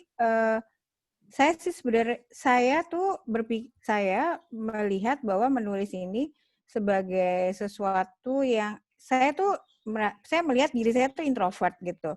Tetapi kalau saya lihat kalau yang namanya introvert tuh sebenarnya bukannya nggak mau berbagi gitu, mau berbagi, cuma ada kondisi yang membuat kita pas itu baru kita bisa ceritain semua. Nah, saya tuh punya tadi tuh makanya tadi 6 kendala itu kayaknya 1-4 itu paling dominan ada di saya. Ya 2 terakhir tuh ada sesekali gitu. Nah, yang menjadi pertanyaan saya yang menarik adalah gini. Yang sifatnya kalau misalnya yang tadi dari ilmiah gitu ya ke populer itu saya menarik pengen taunya tuh gimana gitu ya. Karena kayak sebenarnya sekarang saya tuh dari dulu memang topiknya cuma satu gitu loh, kesulitan belajar aja gitu ya. Tapi ternyata kalau dipikir-pikir sebenarnya bisa banyak tuh kalau mau dipecah-pecah lagi gitu. Cuma kan kepikiran kemarin gini, sebenarnya tesis saya tuh baru saya buka lagi yang kemarin Bu Reni, yang kemarin ada kesempatan sharing, itu tuh saya buka lagi gitu loh, materi itu gitu. Untuk di-sharing aja baru sekali lagi gitu, saya buka, baca lagi. Nah itu gimana sih memulainya tuh kalau nanti gini, saya yang paling juga menghambat gini, misalnya nulis gitu ya, itu udah cukup nggak ya gitu. Nah kebetulan di Cikal kita tuh setiap tahun tuh suka ngeluarin buku. Ini Oktober ini biasanya kalau nggak ada pandemi tuh kita pasti ngeluarin buku baru gitu. Selalu ditawarin gitu. Udah ada topik yang dipilih gitu ya. Nah saya tuh pasti gini, gue mau gitu ya. Sampai dikasih pelatihan kalau di sekolah itu namanya atap awal, tengah, akhir sampai penutupnya gitu ya. Dibuat gitu. Nanti baru cuma 2 paragraf gitu udah mulai stop gitu. Nah, jadi maksud saya ini yang pertanyaan saya kedua tuh gimana sih caranya kalau misalnya udah punya, terus yang menjadi kendala saya gini, ya itu tadi waktu dan terus tapi udah cukup nggak sih ini untuk menjadi sesuatu yang nanti jadi kayak ngulang-ngulang gitu. 2 paragraf gitu. Nah itu gimana memperpanjang, cukup panjang nggak ya untuk dianggap sebagai suatu tulisan yang layak gitu. Itu juga sering muncul gitu. Jadi pertanyaan saya tuh 2 itu tadi. Jadi ketika yang satu mengubah dari yang ilmiah menjadi populer gitu, Terus yang kemudian yang kedua, kalau sebenarnya kan refleksi itu ada terus ya gitu ya. Tadi saya bilang mulai dari sebenarnya banyak hal sebenarnya kalau yang mau dijadiin tema untuk menulis, saya pikir saya punya banyak gitu. Bahkan dari pengalaman pribadi pun juga saya pikir juga bisa gitu. Karena saya juga kadang suka reflektif gitu ya, Kak, nemuin klien gitu, habis keluar kliennya keluar gitu, saya kadang suka ya Allah bersyukur gitu ya. Kalau misalnya kayak saya susah tapi orang itu lebih susah misalnya gitu. Nah, kayak gitu kan sebenarnya kalau dijadiin tulisan itu juga akan menarik gitu ya. Nah, itu yang saya mau tahu tipsnya gimana ya. Sekarang sih yang saya coba lakukan adalah kalau kepikiran sesuatu, saya pakai handphone aja, saya taruh di notes gitu. Nah, tapi kembali, nanti notes itu berhentinya jadi cuma pendek, 1 paragraf, 2 paragraf, jadi kayak cuma pointers, tapi nggak dilanjutin gitu. Itu sih. Oke. Yang nomor 2 tipsnya ya, Nas, yang nomor 2. Yang 1 tuh gimana ya gitu. Oke. Bu Reni, berarti langsung aja ya, Bu? Ya, langsung, silakan. Iya. Mbak Fitri, makasih pertanyaannya. Sebenarnya ini apa ya, hal yang juga saya juga suka merasakannya gitu. Setelah menulis, terus endpoint-nya di mana gitu kan, udah layak atau belum, cukup atau enggak gitu. Nah, untuk yang pertama tadi terkait jadinya bagaimana kita mau menuangkan ide gitu ya, Mbak. Tadi kan kaitannya kalau kita lebih introvert, maka kita butuh momen gitu untuk benar-benar sharing gitu kan ya, untuk yang pertama. Nah, iya. Sebenarnya hal ini juga yang membuat kenapa menulis itu memang baiknya reguler. Jadi kenapa? Karena masing-masing kita kan memang personalnya beda ya. Maksudnya bagaimana kita menyikapi kegiatan menulis ini kan pasti beda sesuai kepribadian masing-masing gitu. Nah, di konteksnya tadi Mbak Fitri, mungkin ada momen yang memang nggak in the mood untuk sharing. Nah, itu tadi menulisnya jangan dilihat cuma tulisan kata-kata itu doang, Mbak. Tapi misalnya Mbak belum mood untuk sharing, cuma di waktu yang sama karena tadi ya sudah reguler dan konsisten, Mbak pakai untuk mencari gitu bahan-bahan lain atau hal-hal lain terkait tema yang tadi yang udah ditulis untuk dilanjutkan, entah itu nanti akan membantu untuk penulisan itu atau ya jadi catatan buat Mbak Fitri, maksudnya buat good to know kan, itu tadi makanya menulis jadi bikin kita berkembang terus karena kita kan belajar lagi tuh. Jadi penekanannya bukan di produktivitas kita untuk langsung segera banyak yang ditulis, tapi membuat ini tuh jadi sesuatu yang selalu berkesinambungan gitu dan kita lakukan konsisten. Jadi Mbak Fitri udah nulis katakanlah 2 paragraf, terus kayak nggak muncul lagi nih, sementara waktunya masih ada nih yang Mbak Fitri udah schedule ini momen menulis gitu. Maka Mbak bisa pakai untuk hal-hal lain yang menunjang nanti ya. Ketika akhirnya schedule-nya datang lagi, mungkin udah beda Mbak, lihat yang 2 paragraf itu bertambah gitu ya, apakah bertambah atau mungkin berubah malah, tapi kan dia selalu berlanjut jadinya gitu. Kita nggak stuck di satu momen aja karena kita melihat ini sebagai proses yang panjang dan pilihan hidup kita gitu, kayak saya memang selalu secara konsisten meluangkan waktu untuk ini kayak gitu. Nah, itu satu hal. Kenapa memang bagusnya dibuat cycle. Kalau kita lihat cuma 2 paragrafnya kan berarti kita orientasinya tadi ya hasilnya kan. Bukan ke proses itu tadi, proses untuk bagaimana kita bisa munculkan si 2 paragraf ini. Yang mungkin nanti akan bertambah. Nah, terus yang kedua soal layak atau enggaknya tadi ya tulisan itu, jadinya kalau kita memang melihatnya sebagai suatu hal yang kita lakukan berkala, cycle ya.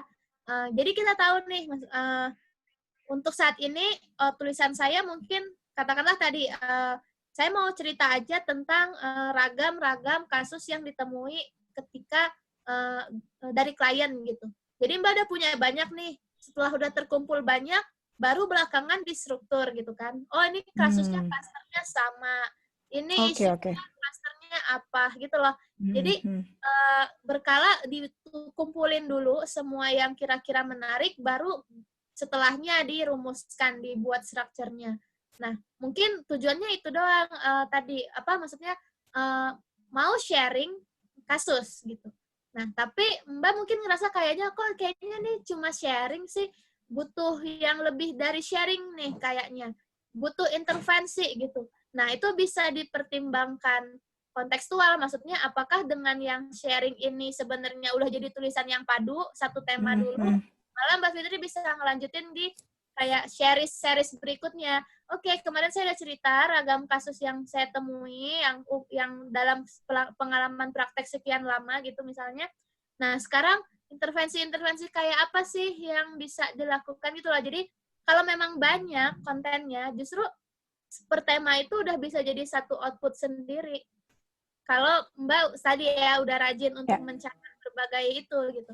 Nah, kalau misalnya lebih sedikit, misalnya kasusnya lebih sedikit, mungkin jadi disatuin, katakanlah ini kasusnya intervensinya gini, ini kasusnya intervensinya gini, kayak gitu kan. Tapi justru kalau udah banyak banget malah bisa dipecah kayak gitu. Poinnya adalah layak atau enggak sebenarnya balik ke tujuan kita gitu loh Mbak Fitri. Saya nulis ini tujuannya apa dan untuk siapa. Untuk siapanya penting. Oke. Makasih ya, Nas. Sama-sama, Mbak. Nas, harusnya ya apa yang kamu sampaikan ini jadi bagi kurikulum loh, bagian kurikulum. Jadi waktu walaupun saya cuma sebentar ya, waktu itu kan ke Purdue University itu hanya untuk nulis persiapan disertasi. Ya, tapi saya kan karena orang yang nggak bisa diem, saya pengen tahu semuanya. Nah, akhirnya saya masuk kelas nih, kelas persiapan anak-anak undergrad. Ngapain? Sebenarnya boleh aja sih, bukan hanya undergrad aja ya. Jadi itu cara membaca cepat, cara menulis, cara menstabilo. Pokoknya ada hal-hal yang sifatnya tuh basic untuk seorang mahasiswa supaya sukses sebagai pembelajar gitu di universitas. Di Indonesia di UI ada nggak sih, Nas? Dulu tuh namanya bidik kan Bu ya, bimbingan pendidikan ya. Cuma psikologi aja deh Bu, setauku. Dulu kan sebisa mungkin difasilitasi di OBM tuh Bu, untuk learning skills. Tapi nggak mencakup yang teknikal khususnya menulis sih, lebih ke mindset. Kalau gitu yang ini yang kamu lakukan itu perlu deh diberikan, saya nggak tahu judulnya apa, tapi untuk anak-anak yang di Maprodik ya, dan termasuk mungkin akan diperiksa juga dalam penulisan kasus sudah benar nggak sih kita, karena untuk laporan kasus itu kan masih beda-beda ya. Terus apakah ya tadi nanti bisa ngomong tentang hal itu tersendiri seperti itu. Terus by the way, kamu kenapa nggak punya blog ya, Nas? Kamu kan seneng nulis. Apa kamu juga nggak punya, apa jurnal punya nggak gitu? Blog itu blog yang serius psikologi saya nggak punya. Tapi kalau blog yang isinya receh-receh saya punya, Bu.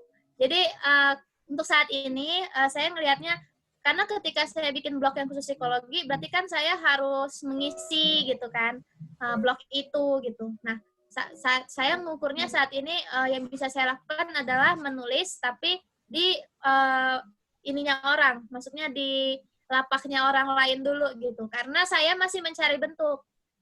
Niatnya saya kalau saya bikin blog, nah saya tuh ada suatu temanya gitu loh di dalam blog itu. Jadi masih saya tunda, tapi udah saya list gitu loh Bu. Maksudnya enggak untuk saat ini.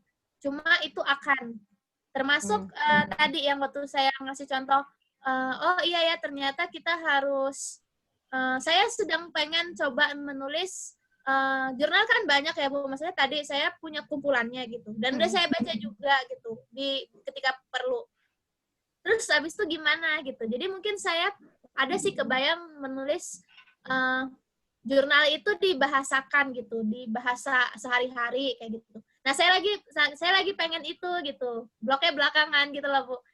Karena banyak banget nulis kan bisa apa aja tuh. Jadi kayak kita pilih aja gitu yang kita mau.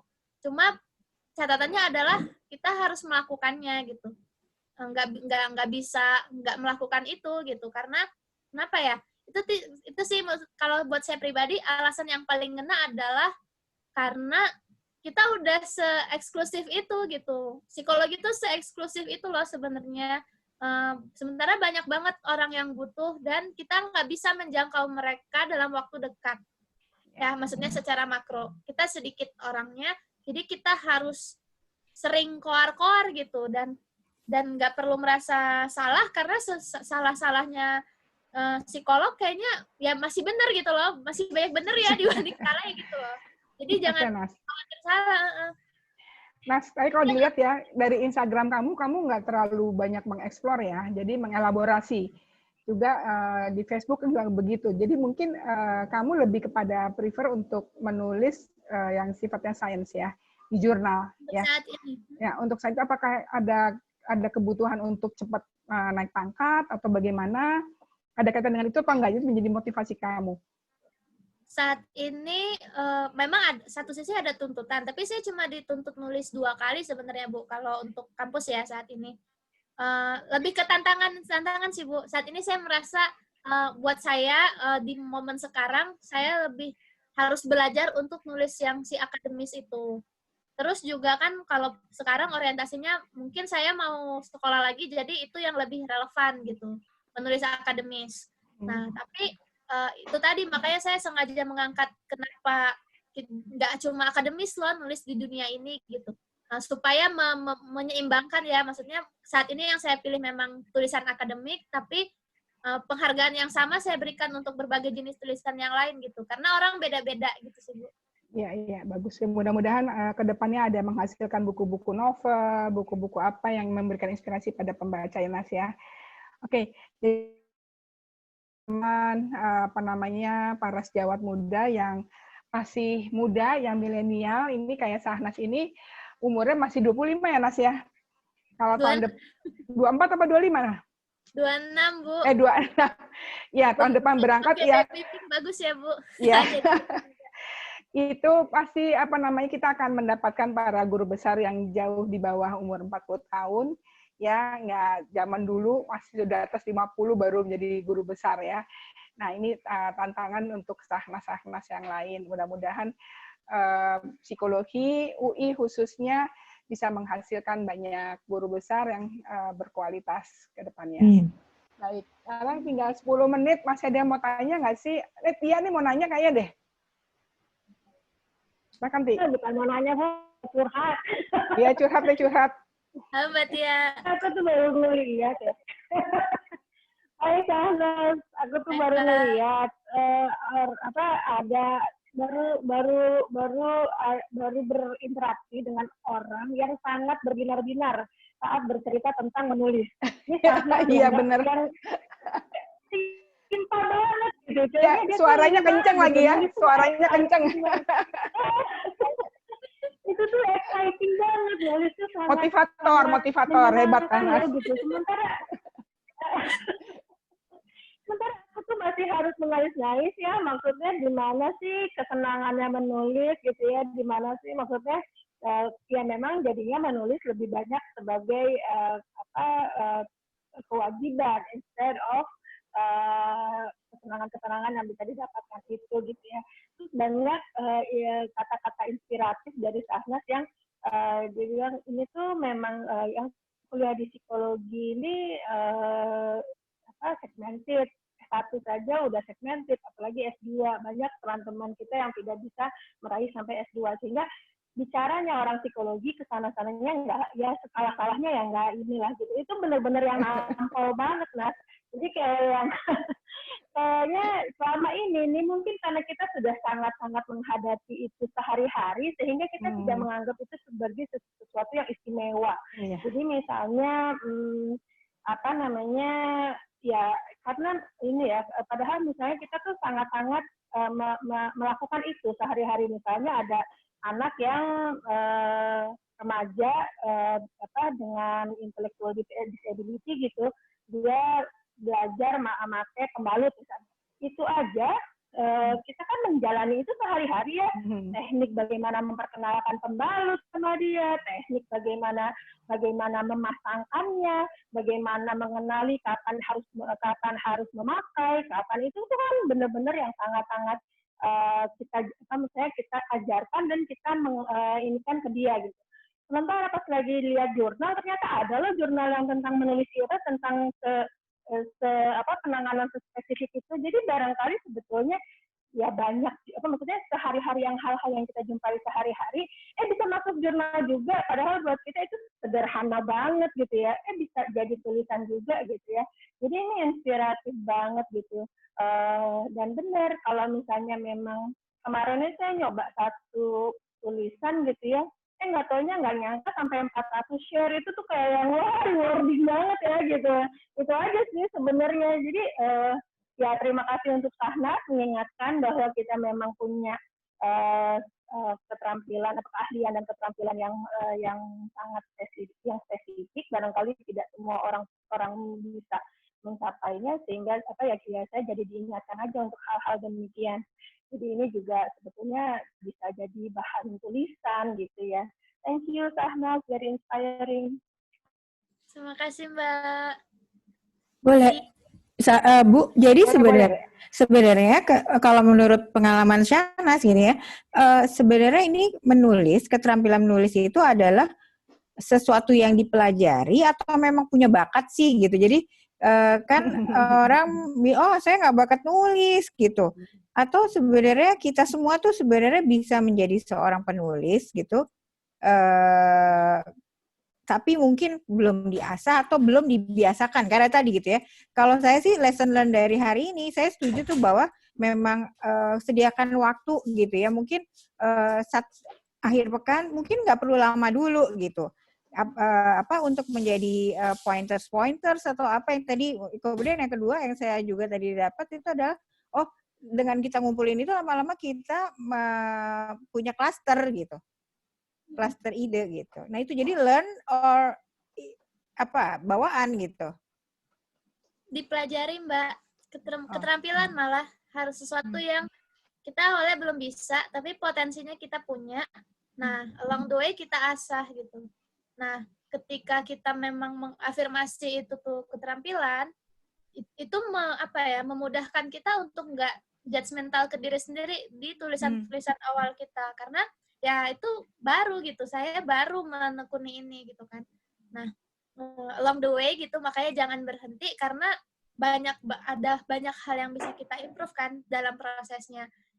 Dan makanya tadi saya sharing tentang kita itu segmented, sebenarnya tuh kalau buat saya pribadi itu juga yang menggerakkan gitu ya, maksudnya kesadaran bahwa ternyata saya privilege juga nih dari sisi ilmu gitu, dan gimana ya, jadi ada responsibility moral kan untuk kita harus sharing jadinya, karena ya kita udah seberuntung itu sebenarnya untuk ada di titik yang sekarang gitu.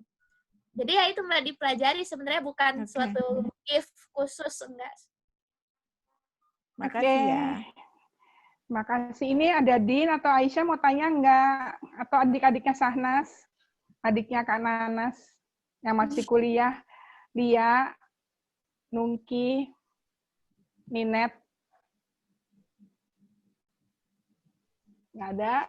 Kalau nggak ada ya? Lia mau nanya nih, Lia. Ayo, Li. Lia juga bakat nulis, bagus nih kamu nulisnya cepet banget. Iya, kalian suka sharing. Iya. Dia mau nanya. Oh, enggak Bu, belum ada pertanyaan. Belum. Kalau udah tinggal 5 menit kita mau tutup aja. Sekarang saya mau minta Tia nih mimpin doa ya. Saya kan kebetulan hari ini ulang tahun perkawinan ke-38 loh, nggak terasa. Ya.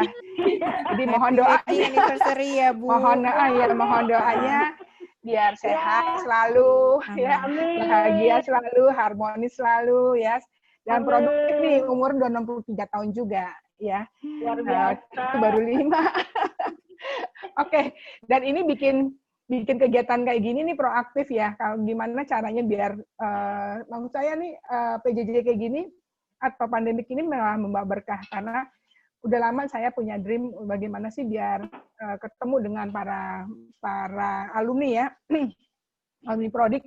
Dan Sanas mungkin tahu berapa kali saya bilang dalam rapat, ayo bikin pertama paguyubannya di Facebook-nya, kemudian bikin di mana di aula itu bergilir ya tiap bulan itu ketemu dengan ini untuk ngisi baterai istilahnya saya waktu itu. Nah ternyata ini udah berjalan nggak terasa udah hampir 3 bulan ya, Lia ya. Udah 3 bulan, materinya kayaknya pada banyak mengeramai, makin menarik, dan akhirnya lintas bidang juga akhirnya pada minta. Dan mungkin mulai bulan depan akan dibuka juga untuk yang lain, nggak terbatas pada prodi. Silakan Lia mau untuk menyampaikan pengumuman dan juga foto bersama. Sekali lagi terima kasih banyak untuk kehadiran pada hari ini. Memang ini eksklusif dan banyak-banyak ya, Sahnas 15, tapi yang datang ini orang-orang yang hebat-hebat. Oke, terima kasih semuanya. Wassalamualaikum warahmatullahi wabarakatuh. Waalaikumsalam. Tadi dia belum doa, Tia, silakan Tia baca. Ustazah, silakan. Aduh, ya ampun, aku tuh ya jelek-jelek banget ya, saudara. Bismillahirrahmanirrahim. Ya Allah, mohon tuh kan Bu, aku disekir kamu tuh kan, gak ada suara. Mudah-mudahan Bu Reni sekeluarga dengan suami selalu sakinah, mawadah, warohmah, selalu bisa membesarkan anak-anak yang selalu membanggakan, soleh-soleha, putra-putri yang cucu-cucu yang juga soleh dan soleha, yang selalu bisa hubungannya langgeng sampai akhirat, sampai barakallahu fil jannah. Insya Allah kita juga bisa mengambil hikmah dari apapun yang perjalanan beliau yang sudah makan asam garam, sehingga kita bisa belajar dari dan mengikuti Amin. Insya Allah, amin.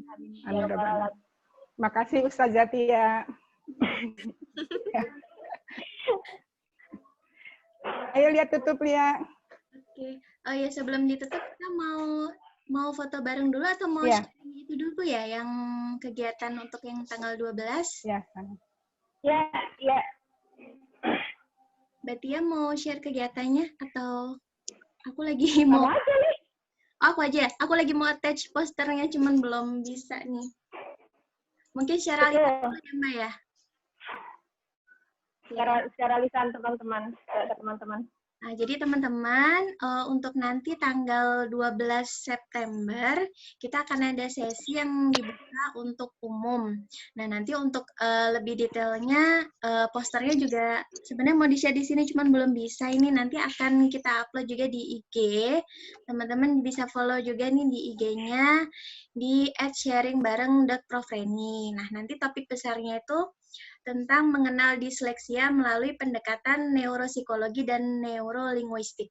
Nanti jadi acaranya tuh di hari Sabtu tanggal 12 September, ada 2 sesi. Jadi yang sesi yang pertama nanti akan ada Mas Doni Hendrawan, dosen kita, sama ada juga Mbak Harwinta Anjarningsih. Beliau adalah peneliti dosen gangguan bahasa, psiko, dan neurolinguistik di FIB UI. Nah, nanti untuk sesi 1 ini, judulnya lebih ke memahami proses kerja otak pada disleksia, kemudian juga tips pengajaran membaca untuk anak berbahasa Indonesia. Nah, untuk sesi 1 ini akan dibuka untuk umum juga, jadi nanti teman-teman bisa bantu share juga ke teman-teman yang berminat tentang disleksia ini. Kalau untuk yang sesi keduanya, itu di siang hari, nanti ada Mbak Fitri ya Mbak ya? Ada Mbak Fitriani Sumarlis dengan judul Identifikasi Disleksia Melalui Pendekatan Psikologi. Nah, nanti untuk 2 sesi ini akan kita share lebih lanjut, infonya bisa cek di IG, dan juga nanti mungkin kita sebarkan juga di Jarkom ya, Prof. Reni ya? Ada di broadcast. Seperti itu mungkin coba aku share screen, barangkali bisa di ini ya. Iya, tolong nanti sampaikan, ini benar-benar keren banget loh. Ini yang ngomong soalnya benar-benar pakarnya nih, guru besar dalam bidang masing-masing. Nah, ini dia. Sudah kelihatan.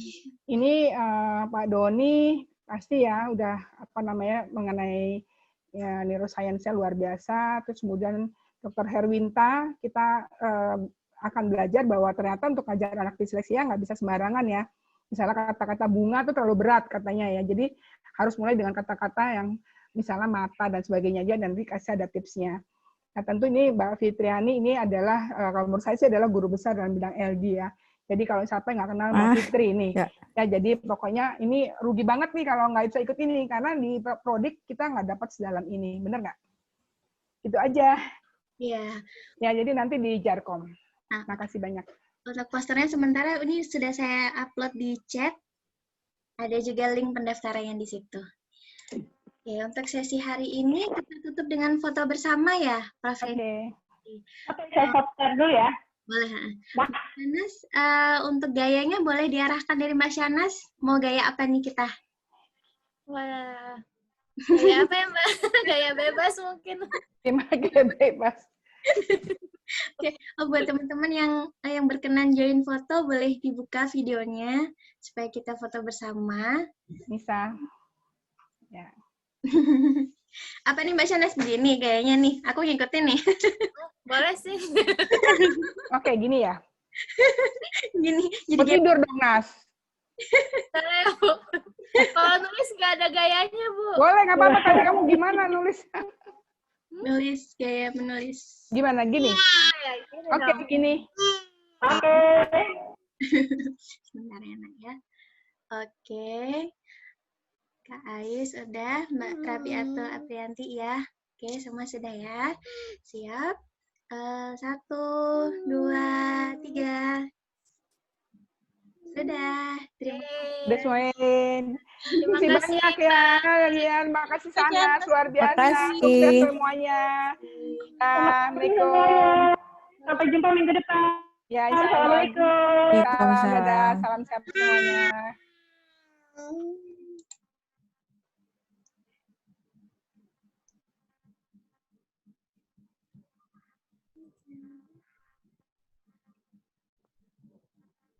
Mari ya, Mbak. Kamu host ya sekarang?